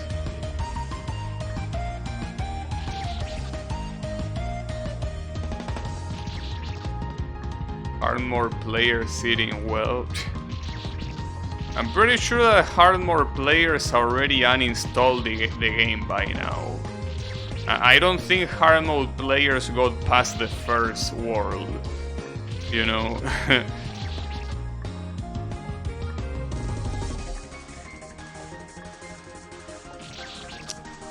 Wait, what? Oh, you need to go to the top left to hit the switch. You basically intended to go through the last gate 3 times. 1 to land on the right side, 2 to hit the switch, and 3 to progress to the checkpoint. That's fucked up. Well, I mean, this whole checkpoint is fucked up. You're basically intended to do 1, 2, 3, 4, 5, 6, 7, 8 gate jumps in a row.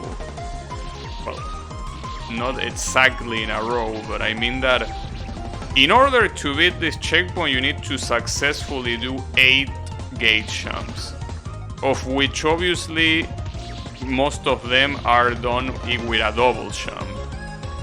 They are not even like regular gate jumps. Nice. And I just did it. Get fucked. Yeah. Hard mode player sitting pretty well, right? I wanna be the triple gate champ.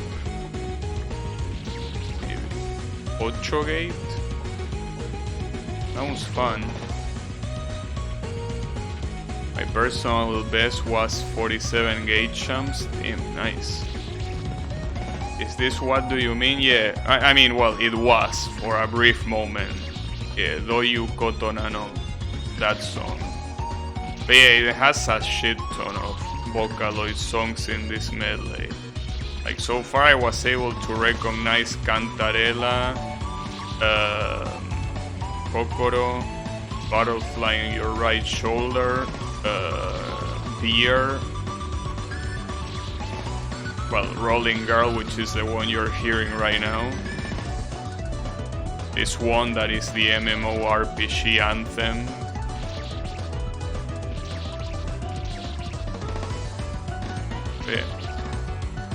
Yeah, Tengaku also appears somewhere there. I think, as I mentioned before, Karakuri Pierrot is also there. Well, this one that is the 6 million shit.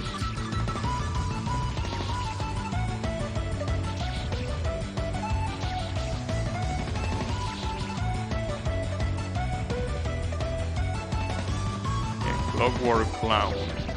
That's a weird translation though. Because a Pierrot is not necessarily a clown. Or you mean that that's a different... No, that's a different song. Is there a song called Clockwork Clown?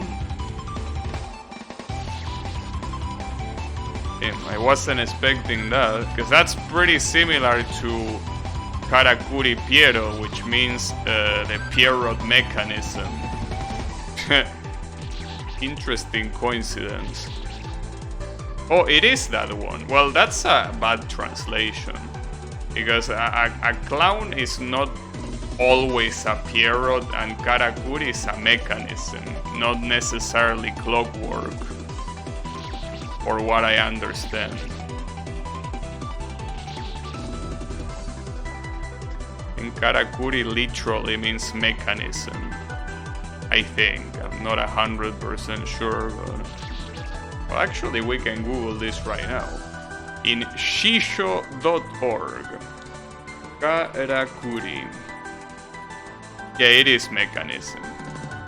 And it's literally mechanism. Like, there is no other meaning. Well, technically, you can say a mechanical doll, but not a clockwork particularly. It's specifically a mechanism. And Piero is obviously Pierrot, and a Pierrot, as I said, sometimes you can relate it to a clown, but not really. It's its own thing. I guess it's a more refined clown.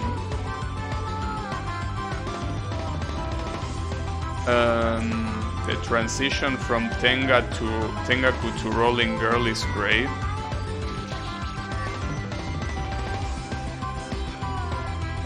Cyber Thunder Cider. Well, that's an interesting name.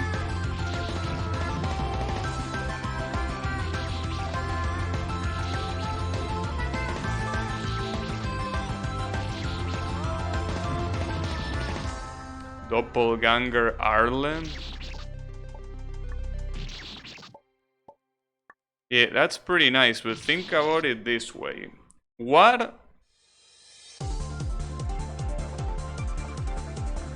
about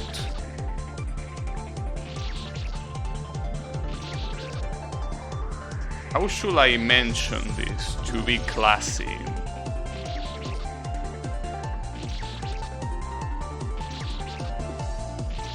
What about one of them? Okay, I don't think I need to say anything. I'm pretty sure Blue already knows.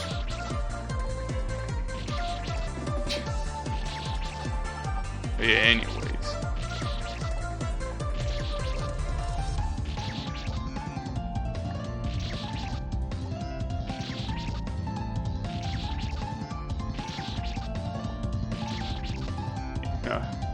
Now you have to say it.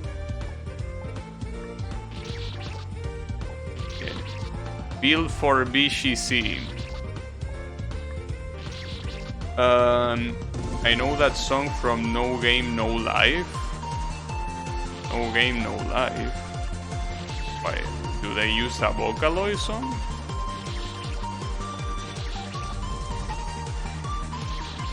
Maybe not.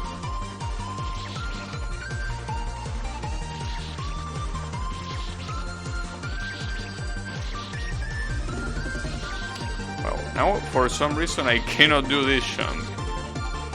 I think that I was on the last jump, but this jump is fucking me up right now.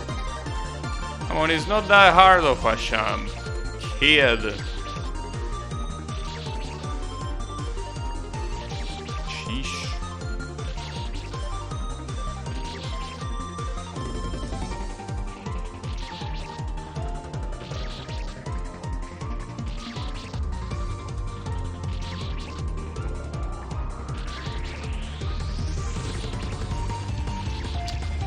I don't know why I cannot do this jump anymore. I am mentally blocked. Anime dying, or are you just getting older? This story and more tonight? I mean, anime is for sure not dying. That's for like that's definitely. If anything, it's getting more popular than ever. We're having classes in 5 hours, alright. Have a good night, Speluts, and thanks for hanging out. Have a good one. And thanks for the good luck as well. Good night. But yeah, anime is... Wait. Did I just disconnect? Oh, never mind. I'm stoned. No, anime is doing very well. But yeah, basically... To answer that question, is anime dying or are you just getting older? Yes, you are getting older. That is what's happening. It's alright though. I mean, it's what happens. Hey, anime is definitely not dying. What is dying is my fucking character because it cannot do this jump. Why not, dude? Okay, thank you. No thank you. Damn it. Alright, calm down. We gotta chill. Fucking chill.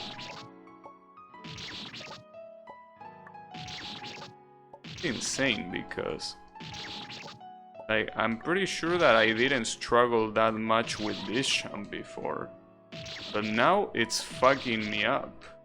Is this an alignment jump? No. Pretty sure that the alignment here is almost irrelevant.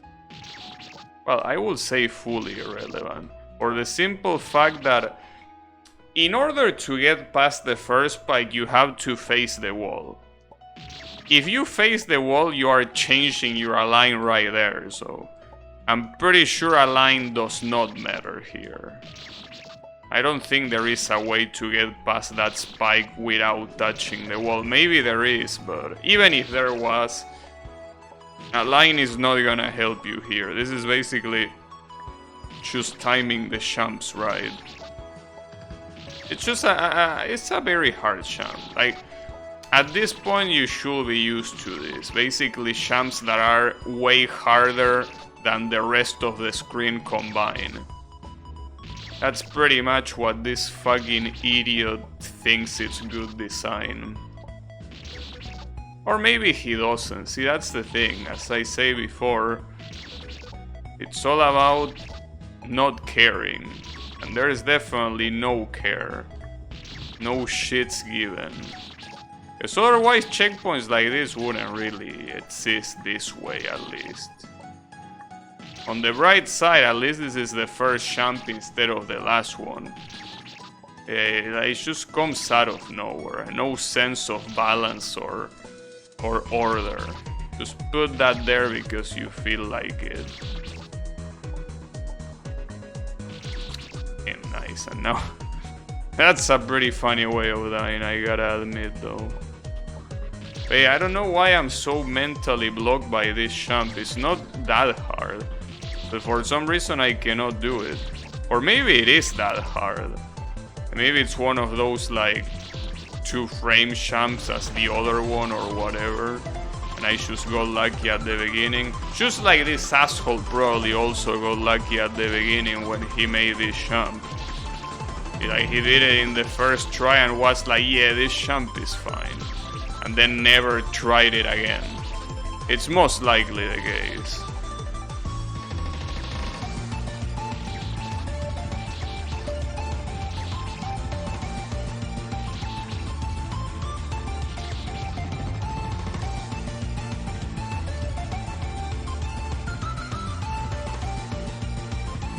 This is a wall cuff as well. Nice. Jesus Christ. That checkpoint truly was something. That last one is something that you could argue being an alignment jump. But since you're just supposed to walk off, I'm pretty sure you will have the right alignment no matter what. At least the next checkpoint doesn't seem that hard. I mean, the last champ doesn't seem very nice, but could be worse. I mean, could be much worse.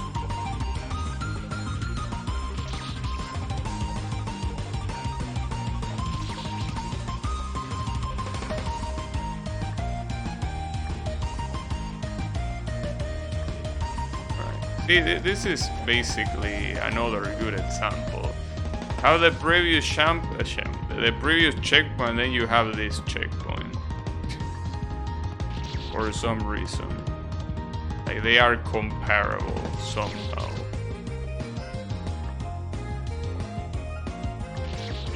This one is another one of those jumps that you need to double jump super late. Like super late.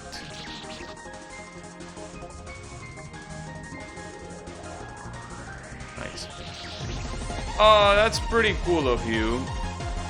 Pretty nice. I saw myself inside the portal. Alright. Now I am inside it. Well, at least the progress is going well so far.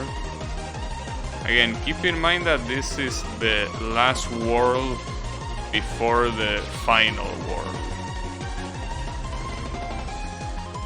And it seems that because of that, because I opened my mouth, now I have to pay the consequences because this screen doesn't have a single checkpoint.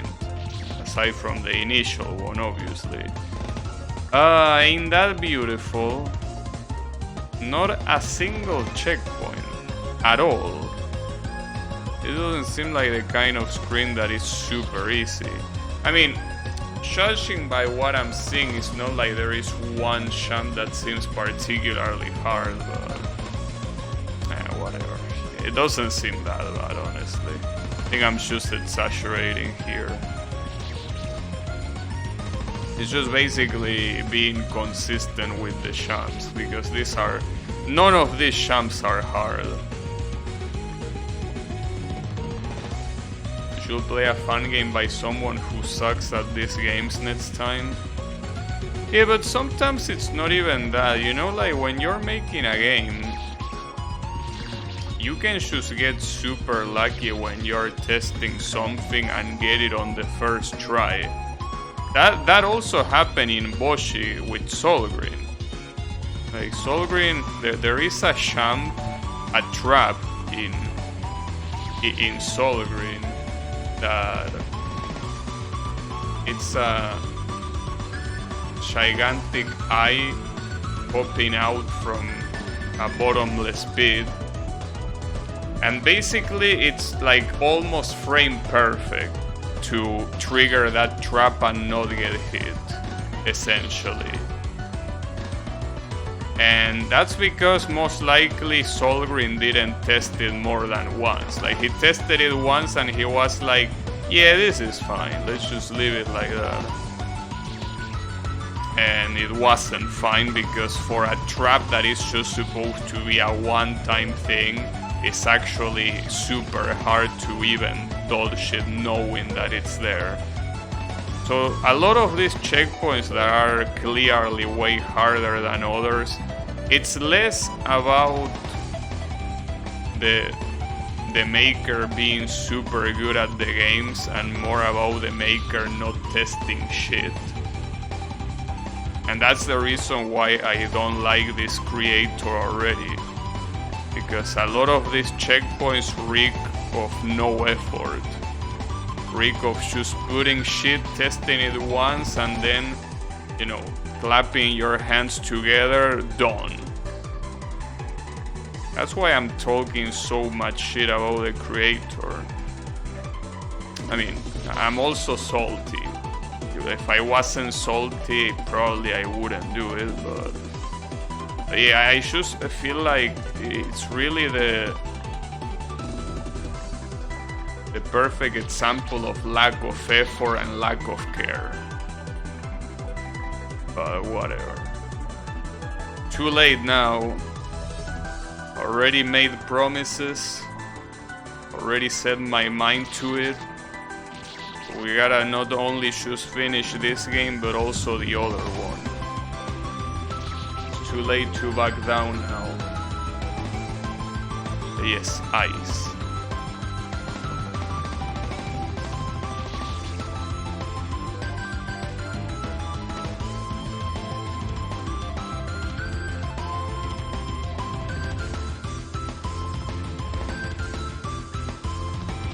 But I guess next time, if I want to play a game that is as hard as this one, like that it has 70 or 60 something on delicious fruit, I'm gonna make sure that it has very abnormally high ratings.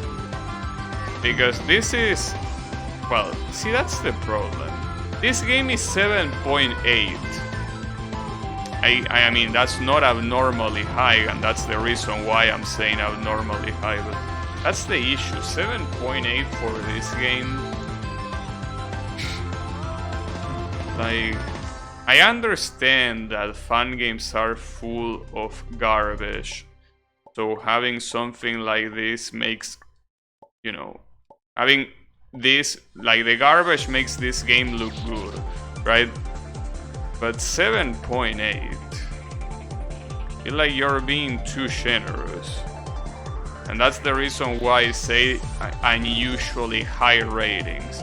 If it doesn't have at least a 9, I don't think that it's a good idea to bother. Maybe a 9 is an exaggeration. Maybe something like 8.5 is more reasonable, but at the same time, it's not like 8.5 is that far from 7.8. So I think that it is a good idea to use 9 as the separator. Because if I'm gonna play something that is gonna destroy my anus, I'd rather at least play a good game that is also hard, you know. It's like Wings of B. Wings of B is an extremely hard game, but it's a good game. That's the kind of thing that I want to see. It's okay if the game is hard as shit and takes like multiple weeks to finish. I want that to at least be good and made with care and passion. I don't know about passion, but I know that this game has no care. Outside of, obviously, I guess, the fact that there aren't any bugs. Sure, that's something that is easy to take for granted. Yes, the game doesn't have any bugs. That's a good thing. Obviously, that should be the bare minimum, but yeah. For a game like this, or rather a game of this kind, I guess it is something that you shouldn't take for granted. It also doesn't really have any technical issues. I guess, but still.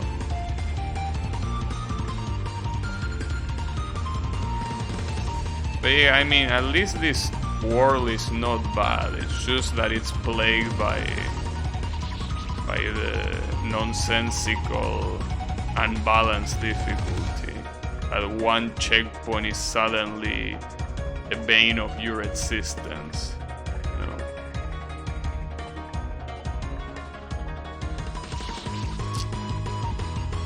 I think that the difficulty of those top champs is knowing how not to bonk your head, because you're most likely gonna do that.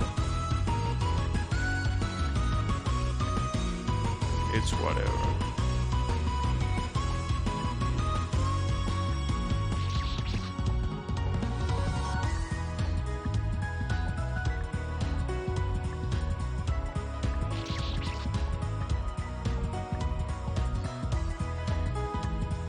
On the bright side, well, I don't know, I probably shouldn't say anything until I actually beat this game. Okay, let me not say anything and not make any plans. Like any specific day plans before I actually beat the game. I was saying that there is a chance that I could beat the game tomorrow, but I shouldn't say things like that. It's most likely not gonna be the case. It will be amazing if that was the case, because if that's the case, I can basically play Crash on Friday, play Project Diva on Saturday, and then on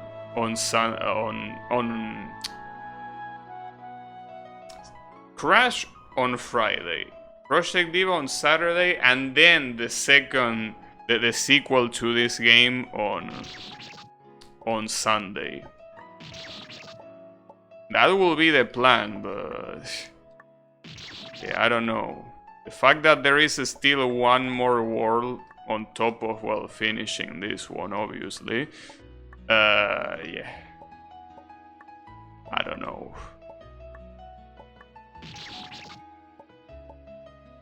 Probably it's not gonna happen tomorrow, because I will assume that just like it's common in fan games, that the final world is gonna be way harder than every other world. I hope it's not the case, because being harder than the shit I already played will be something. But it most likely will be the case, in which case I'm assuming that I will take a long time. And that's the most curious thing. How will a game like this even end? Like, what sort of bullshit can I even expect for the end? That's the thing that kinda scares me a little. Because if this insane amount of horseshit has happened so far, and these are the regular levels that you can access at any time, what's the final one gonna be like? Maybe it's a flat random difficulty the entire game? Maybe. Metroid time escape sequence? Well, that's not a bad thing. I mean, it wouldn't take longer than a very hard avoidance, for example. I mean, as long as you can start from the beginning of the sequence when you die, it's okay. I mean, when the time runs out, that's probably better than when you die.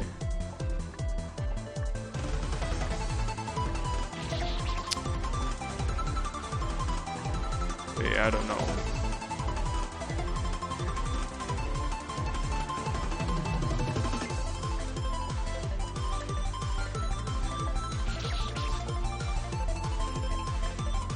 But yeah, it probably is as you say, Blue.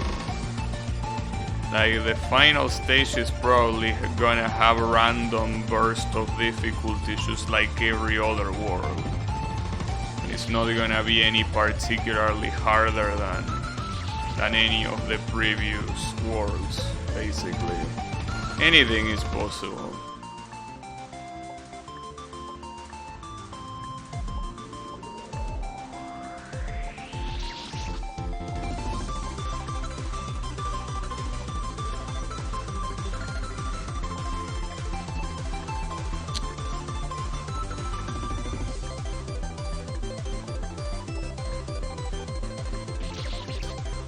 Oh, come on, dude.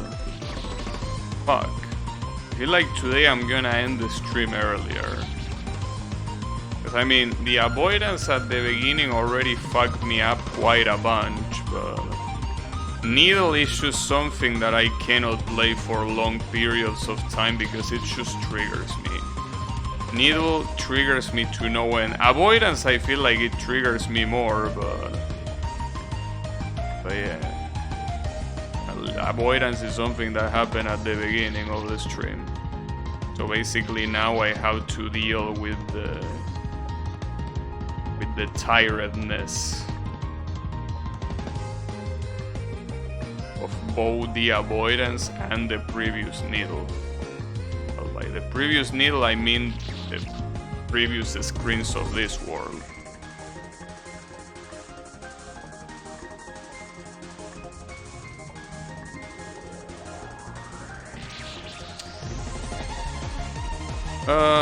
Cox.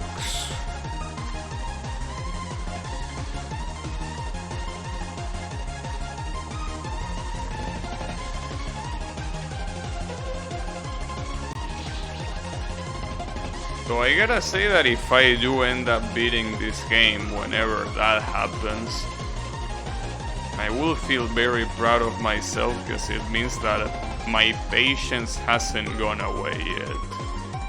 Like I'm still patient, which is pretty good.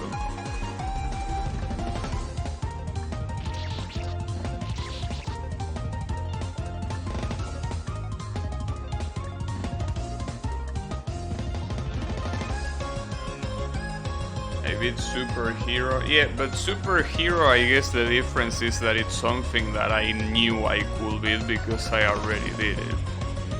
This game, obviously, I never beat before. I think that's the main difference. With Superhero, I knew that it was just a matter of time because I already did it once. This shit is basically you discover it every single time. For every single screen you discover something new. Sometimes even more fucked up than what came before, you know?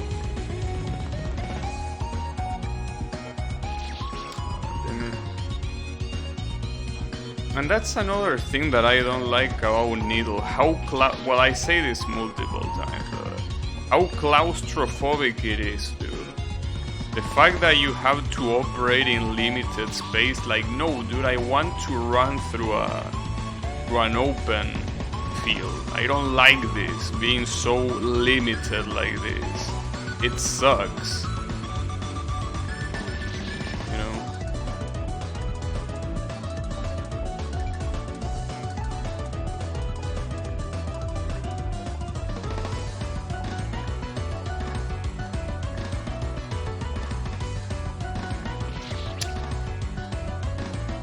Those ceiling champs really are making me lose my mind, dude. I think just because of those ceiling champs alone I want to end the stream earlier. They are making me insane.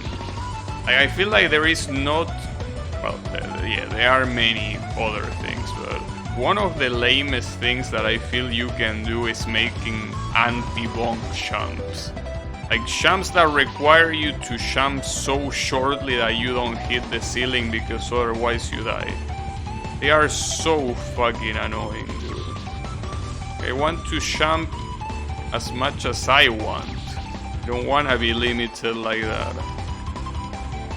But yeah, that's basically what Needle is about.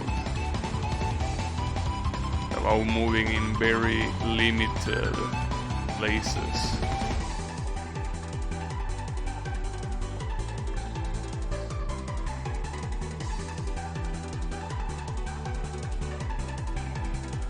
Jesus Christ, finally. Alright. Problem is that there is a warp there, but it's obviously not the last one because there is no magic circle. And then we have more ceiling jumps, because the previous screen was not enough. Ah, I almost got that, come on.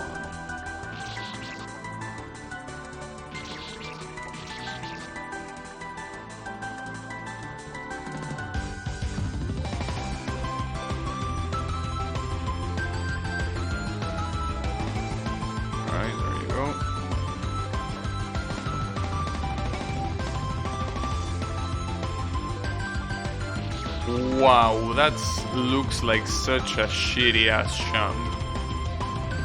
Are you seeing that? And the worst part, like, look at this jump. The worst part is that it's far from being the last one. Like, this looks regular, whatever. This looks slightly nasty. This looks also slightly nasty. This looks shitty. This looks even more shitty.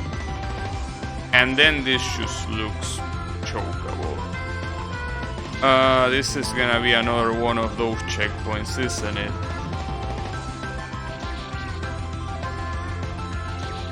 I guess Draynor was right when he said that this screen had quite a bunch of stinkers. This screen, this stage had some stinker screens, and I think this is one of them. I mean, just look at this jump, dude. Like, why do you put this jump in the... in there. I mean, I'd rather have it there than the end of the checkpoint, I guess, but it's just... like, why do you do that? Because the rest of the checkpoint has nothing to do with that. It's like you just put random champs that don't make any sense to put in the same checkpoint.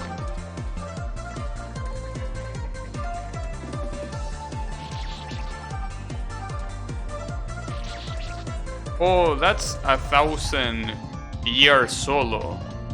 I didn't notice it. That's the Kaito song.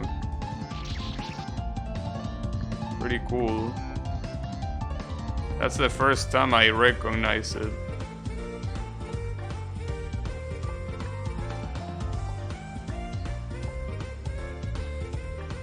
Oof. And this is yes. That one that Miku does some very suggestive moves in a bed. Nice. That was pure luck, by the way. At least this screen has 3 other checkpoints. Okay, that was very lucky of me. At the first time I got past the hard jump, I got the rest. I would have taken much more if I haven't gotten it in that specific attempt. Because the first time you try something is the best attempt, basically. After the first attempt, it's just not the same. Well, look at this shit. I hecking love this medley. I do like this medley a lot, yeah. Okay, what am I looking at? What's the course of action here? A playlist of medleys that I regularly go back to, I see. So I don't know if I know what I'm supposed to do there. Are you supposed to jump like barely on top of the bottom spike and then double jump? Looks like you can walk off if you touch the nearest wall from there. Which nearest wall? You mean the left one or the right one? Because there are only 2 walls I can hit. I'm assuming it's this one, right? The left one. I don't think you can walk off. You lied? Damn. Tiny jumps or just use alliance? Well, there is only 2 possible alliance here. And it seems that none of them work. Well, I guess I could try that align. Like this one. Let's see. Okay, yeah, that does work. Okay, I guess Wasabi and Draynor were right. Just not in the way Wasabi thought at the beginning, but yeah, it is align dependent. I'm glad that I tried that.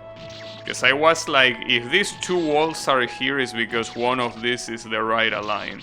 No, none of them were the right align. Damn. Good shit. Nice. Oh. That right there illustrates how important aligns are, basically. That jump would have been a lot harder without that align. I actually used an align for the first time on this stage in a long time. Nice. So I'm assuming you don't mean that jump. You probably mean what's on top, right? But what's on top and bottom and all of that. Because damn, that last checkpoint looks nasty. Damn, what the hell, dude? Oh, another jump? Okay. Am I yet to see it?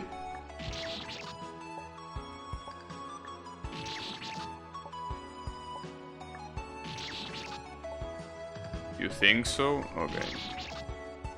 I will say that I'm looking forward to it, but I'm really not. At least this champ is so shitty that at least you had the decency to put another checkpoint right afterwards. So I'm glad.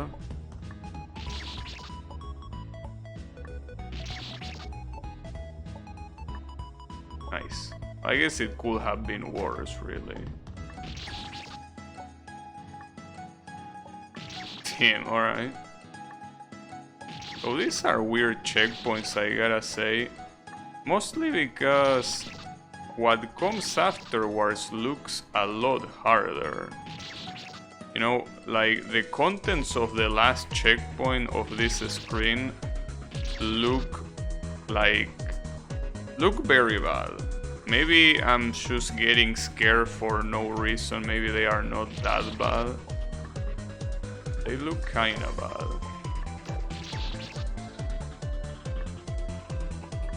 Nice.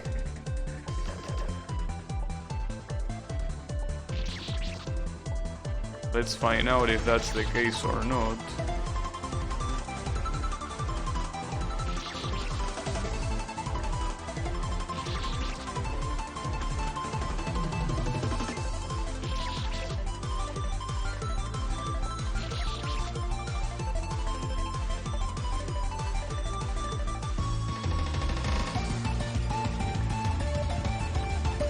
Maybe I was exaggerating after all.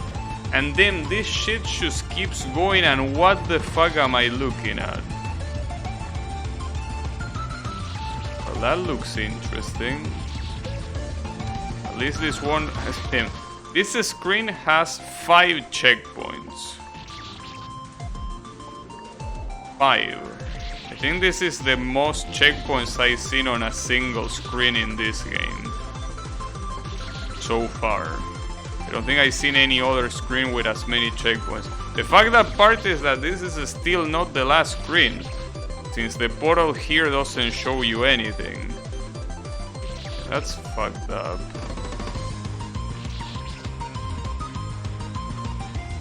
Its 10 pixel gaps suck. Is the kid 16 pixels wide?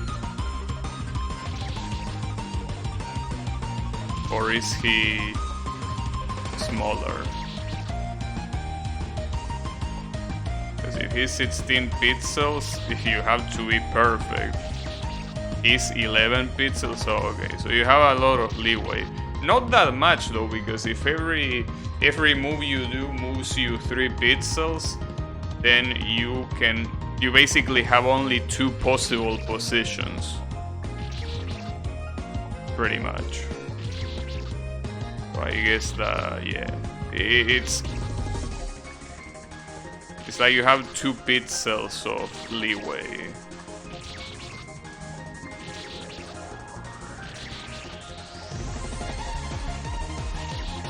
Yeah, the problem is that double jump. Like, entering the gap doesn't seem that hard, but that double jump in the middle looks atrocious.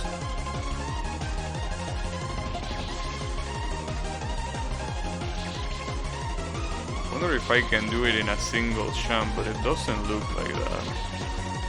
No, I don't think so. You will have to double jump. It's just that the double jump has to be extremely short.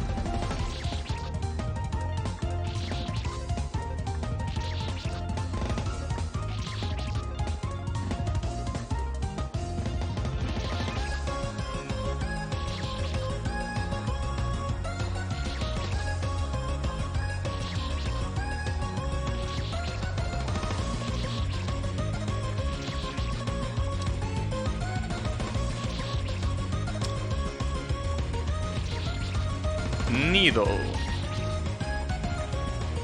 I hecking love needle. Bad chest.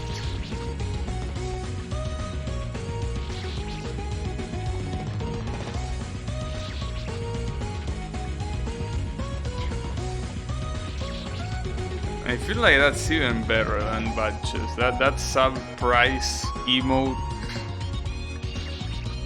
It's just perfect. the perfect bad chest replacement. Because you know that there are a lot of channels, or rather a lot of streamers that get legitimately triggered by bad chest, and a lot of them had banned that emote in their chats. So the perfect replacement is that one. So some people have used DV style as replacement, but DV style I don't think it looks that good. It's not the same expression. Yeah, like that one is just someone being surprised rather than like the soy the soy excitement face, you know. Lots of streamers ban all emotes of real people faces. That's a weird move. Yeah, you can see a difference right there. The first one is just a guy that is surprised at someone he's seeing on the distance, right? And bad chest is just a guy that is excited. You know, it's just a surprise. I mean, what is common is that they both have facial hair, like a bowl cut and shades. That's the only thing they have in common, but the expression is completely different. Meanwhile, the surprise expression is pretty much the same expression as bad chest. Just that obviously the one is a real person photo and the other one is a very rough sketch.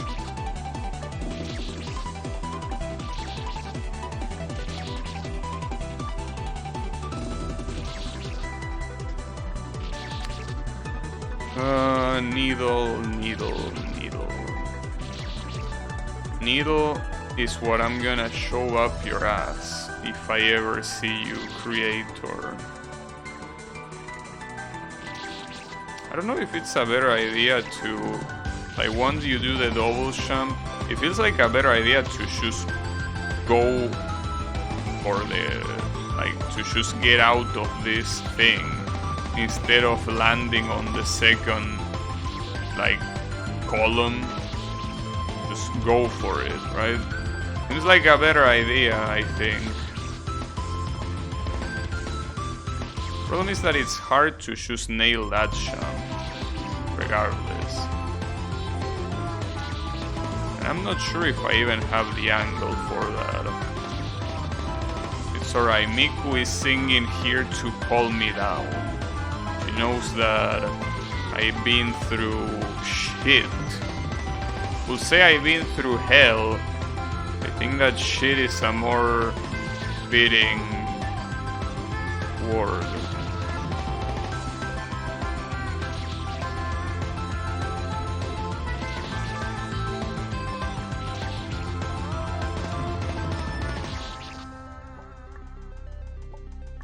It's alright, Miku. Once I'm done with this shit, I will play your game. Don't worry about it. Well, after Crash, but still. At least Crash is surely not making me salty, right? I'm definitely not gonna get salty playing that game, right? Especially when one of the things I'm planning to do is doing... what was the name of that shitty ass track? Drive what? Drive through... Fuck, I don't remember the name. Drive through Danger, that's the name. That's one of the tracks that I need to get the time trial in. That seems like a horrible idea. But yeah, it's one of those.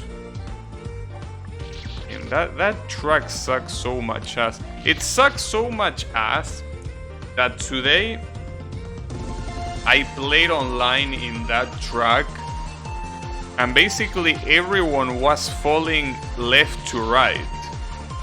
Like nobody could successfully finish like a section without falling. Really felt like playing Rainbow Road. At least Rainbow Road looks good. Drive Through Danger just looks like the putrid garbage it is. Well, I guess it's fitting at least, but... What a shitty ass track. And the worst people is that they are...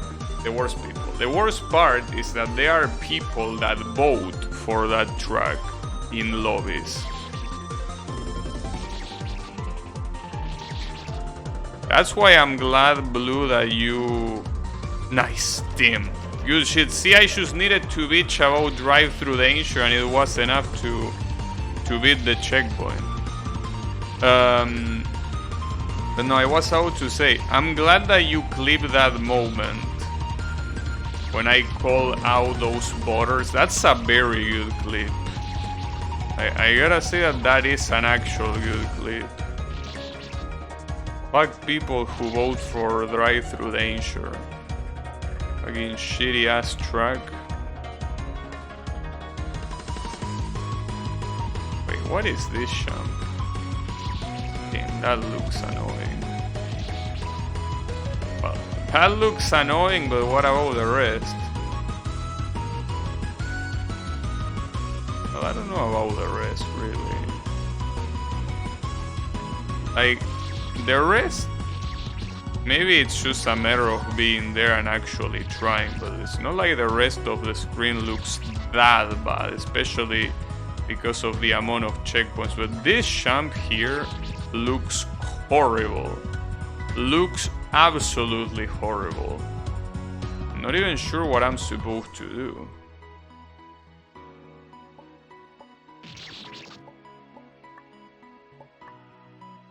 Because you're supposed to clearly walk off here, but not walk off, you're supposed to jump from the platform. But you have a spike right above you, so this probably is pixel perfect.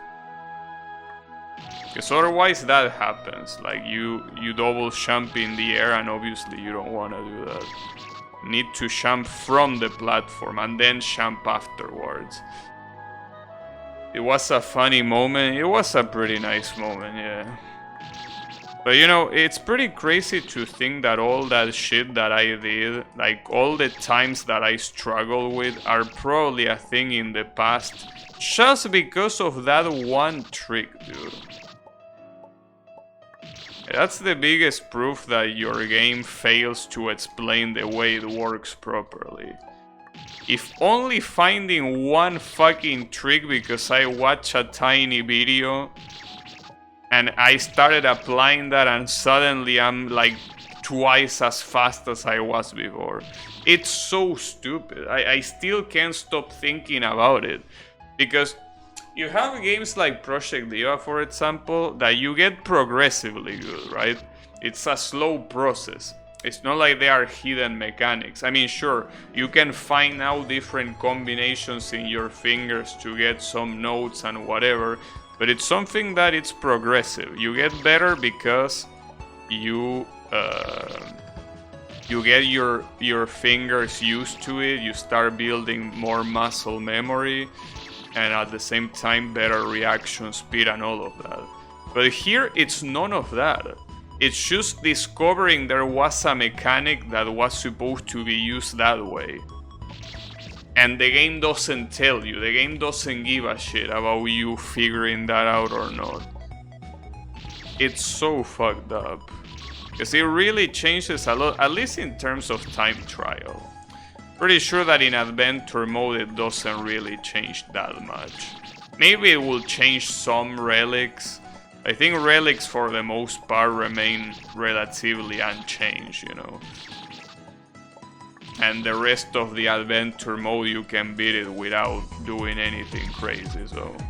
The only problem is if you go for time trials and, well, obviously online. If you go for online, you are absolutely fucked. If you don't know that. Well, unless you get matched with people that are worse than you. But yeah. This is where I align, by the way. Yeah, I mean, I was thinking that. I woke up the wall specifically for that. Like, when I jump on the left platform, I took that align, but is that the align or what is the right align for this? Because there are many options. I have this wall, I have this wall there, this one, and also that wall there. The far left wall, okay. So I was right, that's the proper wall. Alright. Gotcha. Yeah, I assume that mostly because it seems like a weird positioning, right? Like, why will you have... Well, not like it's the first time the game does something like that, but yeah. Why will you have so much space to the left? I don't know if it matters, but I first tried this save with the align. Well, yeah, unfortunately I didn't, and then I failed it again. So yeah, no, I definitely didn't do that.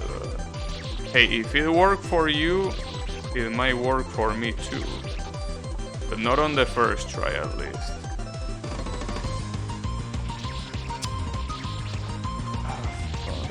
I really want to get past this checkpoint because, I mean, I might be horribly wrong, but the other checkpoints don't look half as hard as this shit.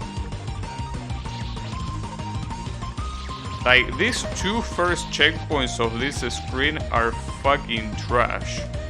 Well, they are not trash, they are just very hard, but like, way harder. At least it feels that way. I hope that I'm not wrong.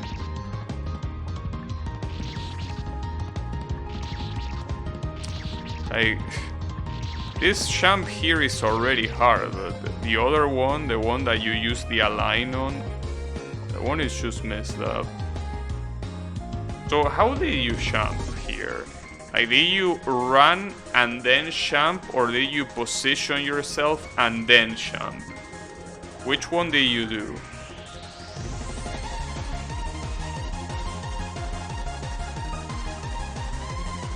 I'm not sure myself which one to do. I don't remember. Okay.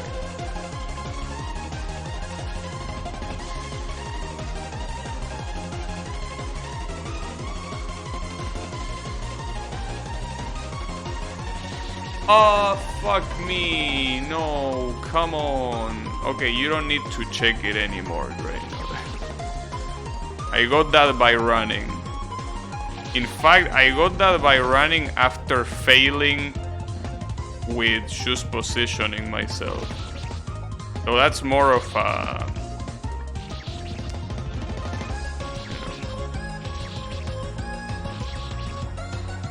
I fucked up the double jump, though. I fucked up because I jumped too high, I guess.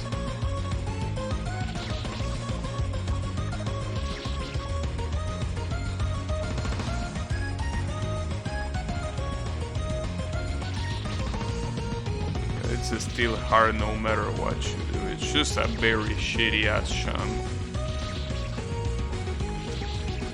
You line it up? Oh really?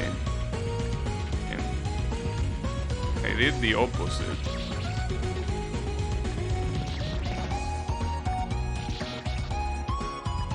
But you know, now I'm failing also with the running up thingy. Well, thanks regardless.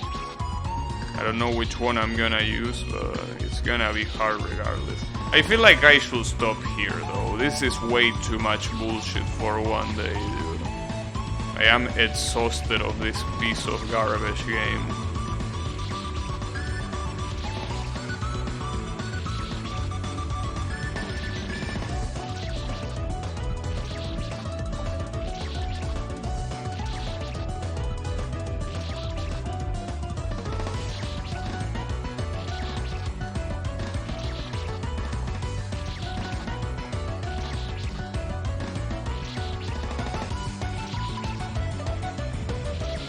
Not even get this one right now. Oh man, I really want something to punch though. See, like, I could stop playing and that will at least calm me down a little bit, but I feel like I need to punch something really hard to calm down right now. Because this shit is just so infuriating. Ideally the creator's face, but that will be illegal. And also not very possible either way.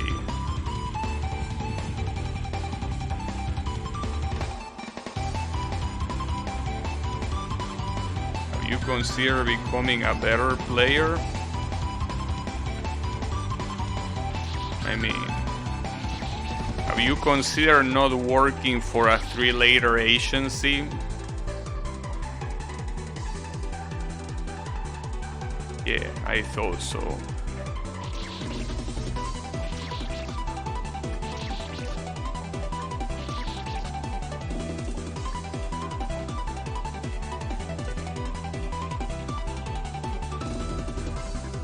Have you considered becoming a VTuber? Yeah, I did. No, I didn't. I mean, I imagine the possibility. Like the same way you imagine falling down a high ceiling, you know? So no, nothing that obviously will be rooted in reality. But I imagine it and it was a bad idea. Because that really wouldn't boost anything. The reason why someone becomes a VTuber is because they have the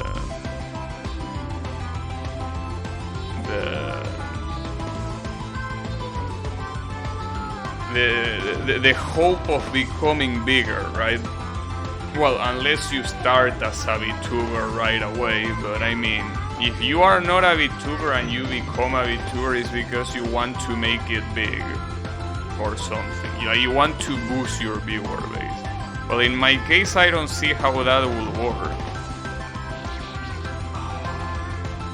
Okay, now I really want to punch someone.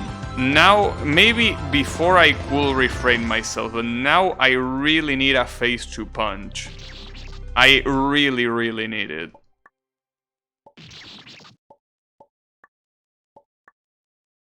Now it really has to happen.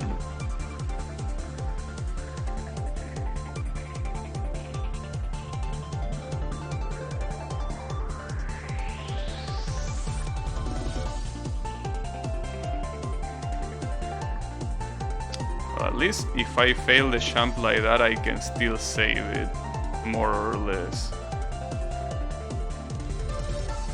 But I think lining it up is better. What's not better is my attempts at jumping.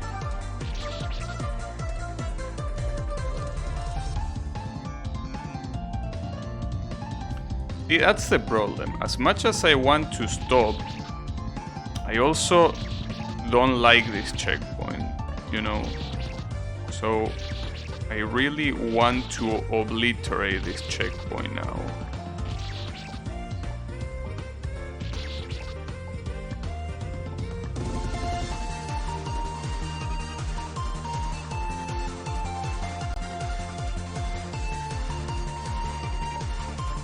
Nice, holy shit. Ah, fuck that checkpoint.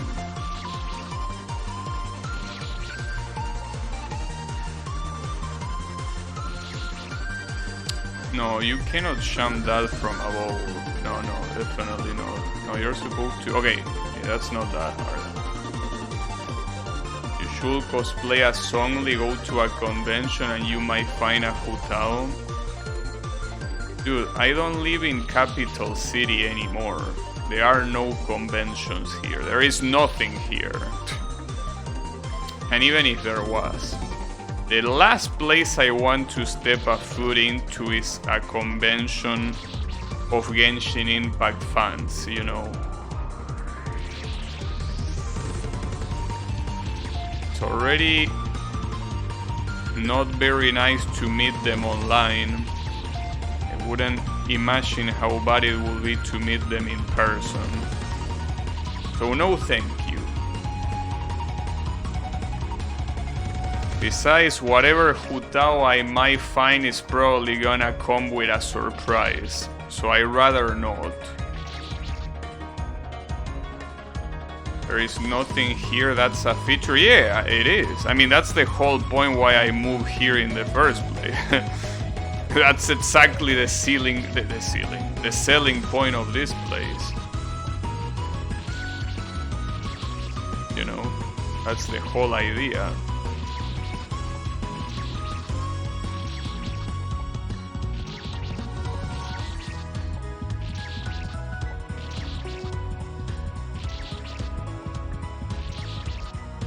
need an align here? No. And I was right. I was indeed right. Every other checkpoint in that screen was gonna be way easier than those first two. It was obvious. Oh, is this gonna be a boss? Uh-oh. Oh. Wait, really? That's the end? You fall into a gate. Well, yeah, good luck with that, but I mean... It's only that. Well, not just a gate, but a gate that you're supposed to jump in between two spikes, and then another gate at the end. Okay. Yeah, I mean, it could be worse. Okay, I need to do that now. Not all Hutao... Wait. Not all Hutao cosplayers come with a surprise, but all of them are crazy.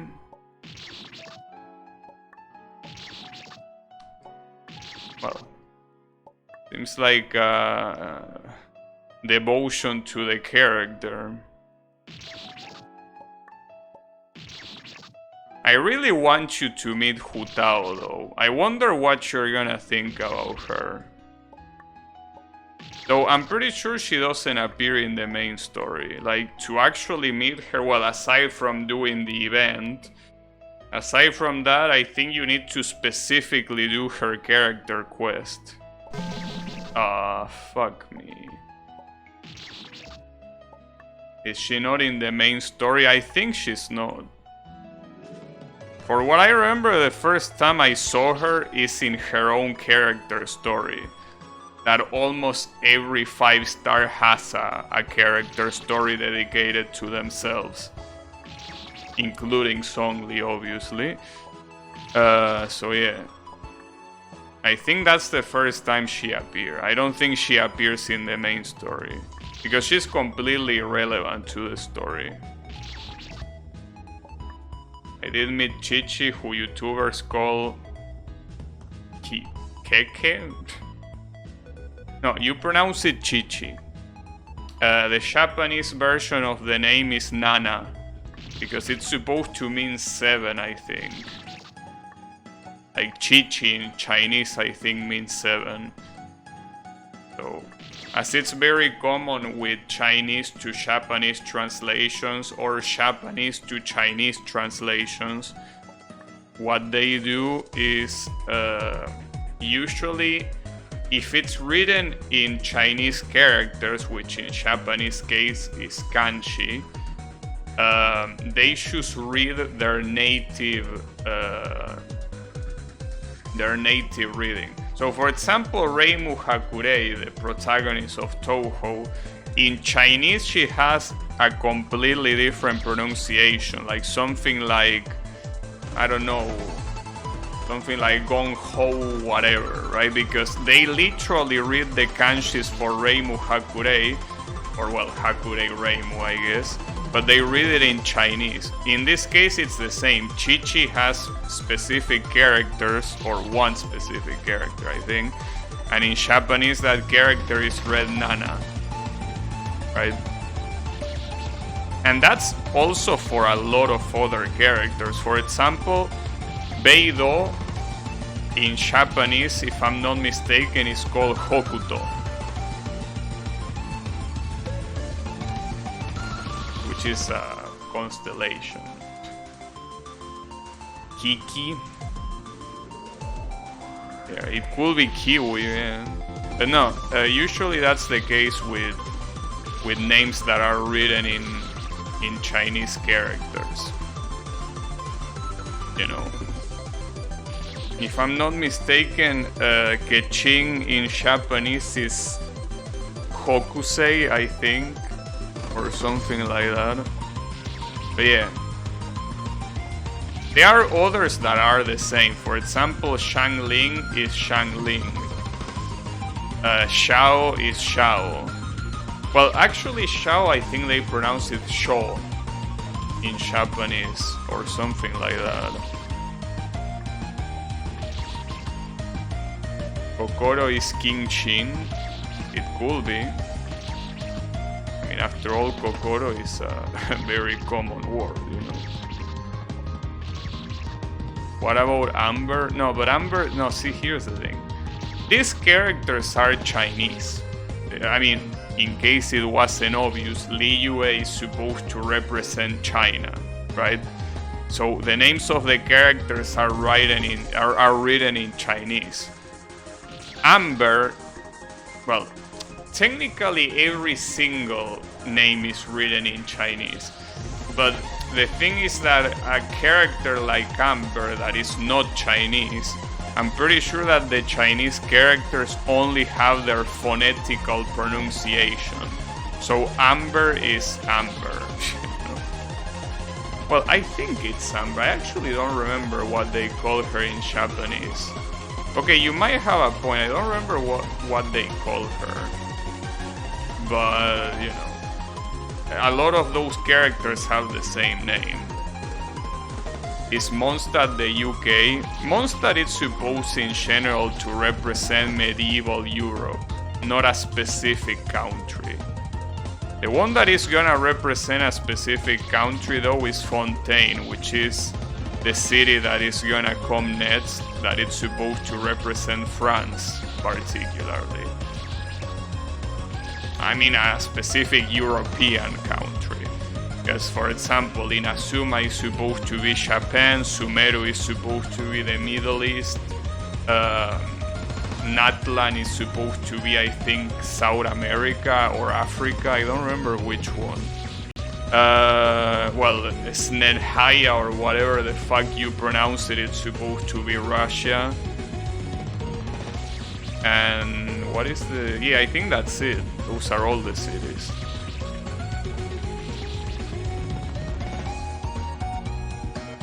There seems to be an I Wanna game about Suwa. 6.5 ratings, 57 difficulty. Yeah, that doesn't seem very promising if you ask me. When do you get to the moon? Never. Well, not yet at least. But you know, so far as I say, you basically have medieval Europe, China, Japan, Middle East, South America / Africa, France, and Russia. Those are pretty much the cities in Genshin Impact. Yeah, Inazuma is Japan, as you could probably guess by the name. Yes, Inazuma is supposed to be Japan. Even more obvious with the fact that it's an archipelago that is in the middle of nowhere. Yes, Inazuma is Japan. And in fact, all of Inazuman characters have last names and first names, and they are all Japanese names. So for example, you have Kamisato Ayaka, that's a fully Japanese name. You have Kusho Sara, I think. You know, Kailhara Kazuha. You know, all very Japanese names. Doesn't Inazuma have a garbage 4 stars? Well, Thoma is not a very good 4 stars. Sayu is not really good either.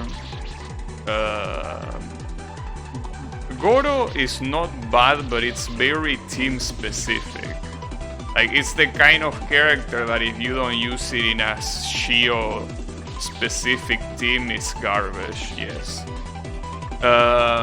Who else is a 4 star in Inazuma? Let me think. Well, there is Heiso. Heiso is an Anemo DPS. I mean, for being what it is and the fact that it's a 4 star is not that bad. But obviously, if you're gonna go for an Anemo DPS, which is already a bad idea, but let's say that you really want to use an Anemo DPS, you either go for Shao or the Wanderer, you don't go for Heiso. Let me see if I remember another 4 star for Inazuma. Damn, I cannot get the last gate. And it's just a regular gate, there is nothing more to it. It's just a fucking regular gate champ, but I cannot get it. I fail it like for the 3rd or 4th time right now. And unlike the first gate, you actually have no pressure to do it. Well, I guess the pressure is finishing this stage, but... Garbage or niche, I think people say, well, they are two different things. Like, a character can be niche and not garbage, and a character can be just garbage. Usually characters are not garbage and niche. Because if a character is niche, it's not garbage by definition, because it fulfills, as the word says, it fulfills a niche, right? Garbage characters don't fulfill anything because they are garbage, you know. Amber being the perfect example. I'm sorry because it's your wife or whatever, but Amber really is the best example of a garbage character. It's really a character that serves no purpose. Like, I really don't like saying that because I also like Amber as a character, like in the story. But unfortunately, Amber truly is garbage. It has no redeeming qualities, gameplay-wise.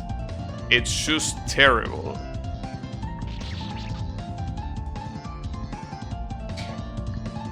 Transgressions? I mean, I wish it wasn't. I really wish Amber was at least a niche character, but no, she's fully garbage. Like, there is basically... I mean, there is not one character that does the same thing she does and better. Every character can do what she do, but better. I guess unless you're looking for pyro infusions, right? Obviously that's something that only pyro will give you. Duh.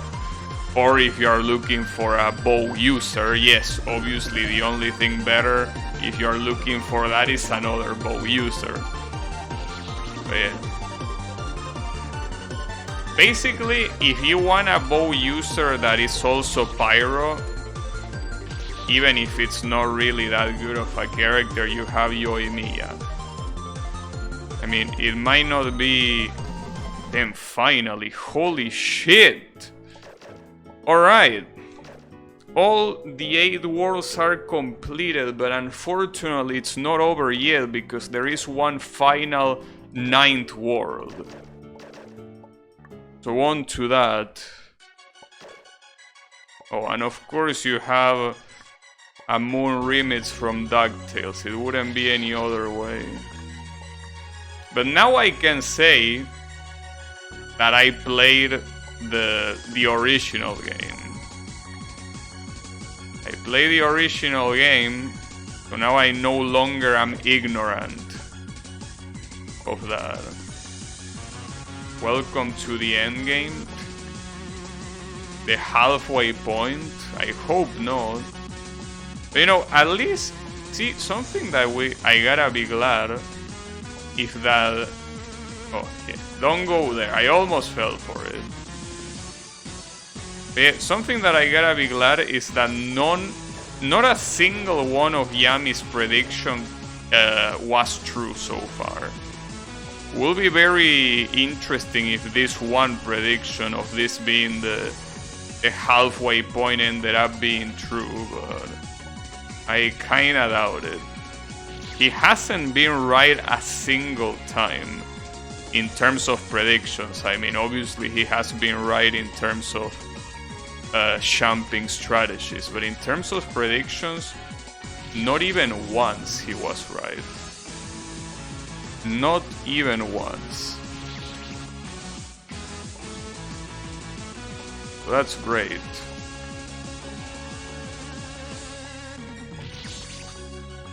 This might be a good place to finish this though. I have a feeling. Because this this champ looks pretty hard, because I'm pretty sure that if you overshoot this you die. You will have to do a very precise champ to get past this shit, and it's pretty much the last relevant champ as well. So yeah, it might be a good idea to leave this one for tomorrow. Probably.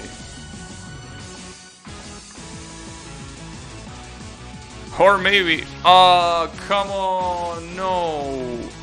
Are you kidding me? You died to that. Good Nintendo power. I'm pretty sure that this maker also reused this song for I Wanna Be the Orbit. Well, but I guess in that game it makes more sense with a name like that.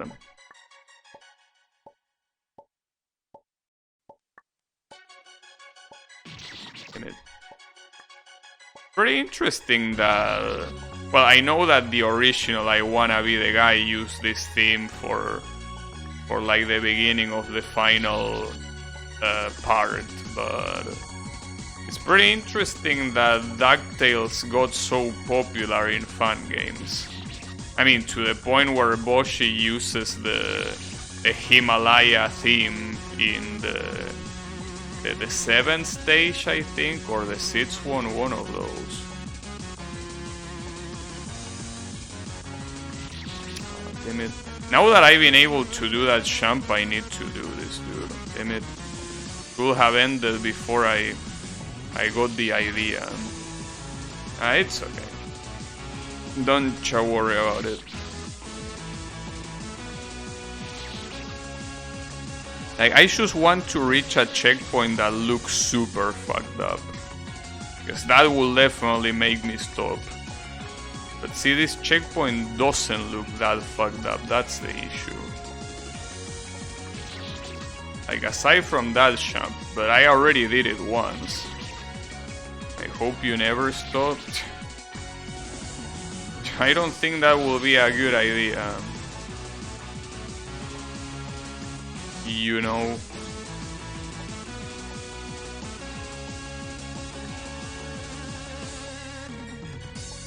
Nice. Okay.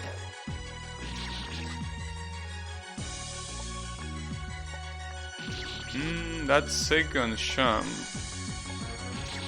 That second jump looks true. Oh, okay, well, diagonal into... Well, this doesn't look that hard. I mean, you're pretty much supposed to jump here, double jump. Well, I guess I'm not sure about that. But before I worry about that, the problem is... Oh, well, I guess I got that. Damn. See, that's the problem. If I keep trying, even jumps that are not as easy, if I get them, I will get the idea of continuing. You know, and that's not a good idea.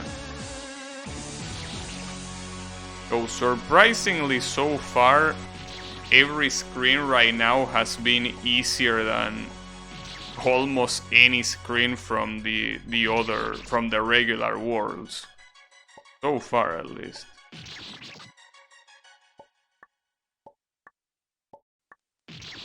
And that diagonal is fucked up.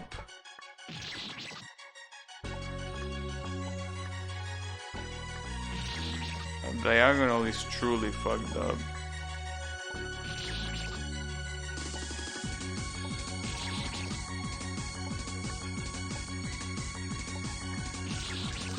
Yeah, that diagonal is messed up. Well, in fact, diagonals like that, there is a trap there. You think so? That will be the first trap of this area, because before that there wasn't a single trap. No, I don't think there is a trap here. It doesn't feel like there is.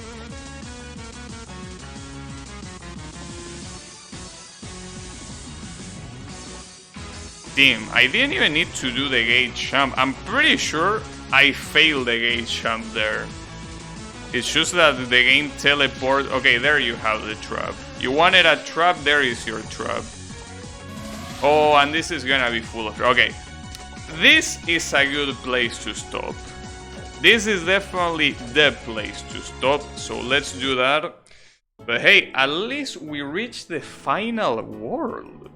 The final world, which means that we are close to the end. Like, we can taste the end.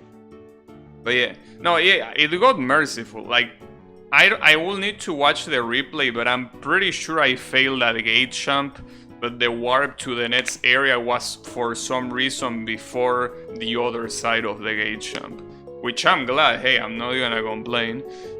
But yeah, Yeah, it was good stuff. I made a lot of progress. In fact, today, I gotta say that I didn't expect even beating the avoidance. Like, that avoidance seemed like such a pain in the ass that I thought that I wasn't even gonna beat it. But no, I not only did that, but also beat the following world.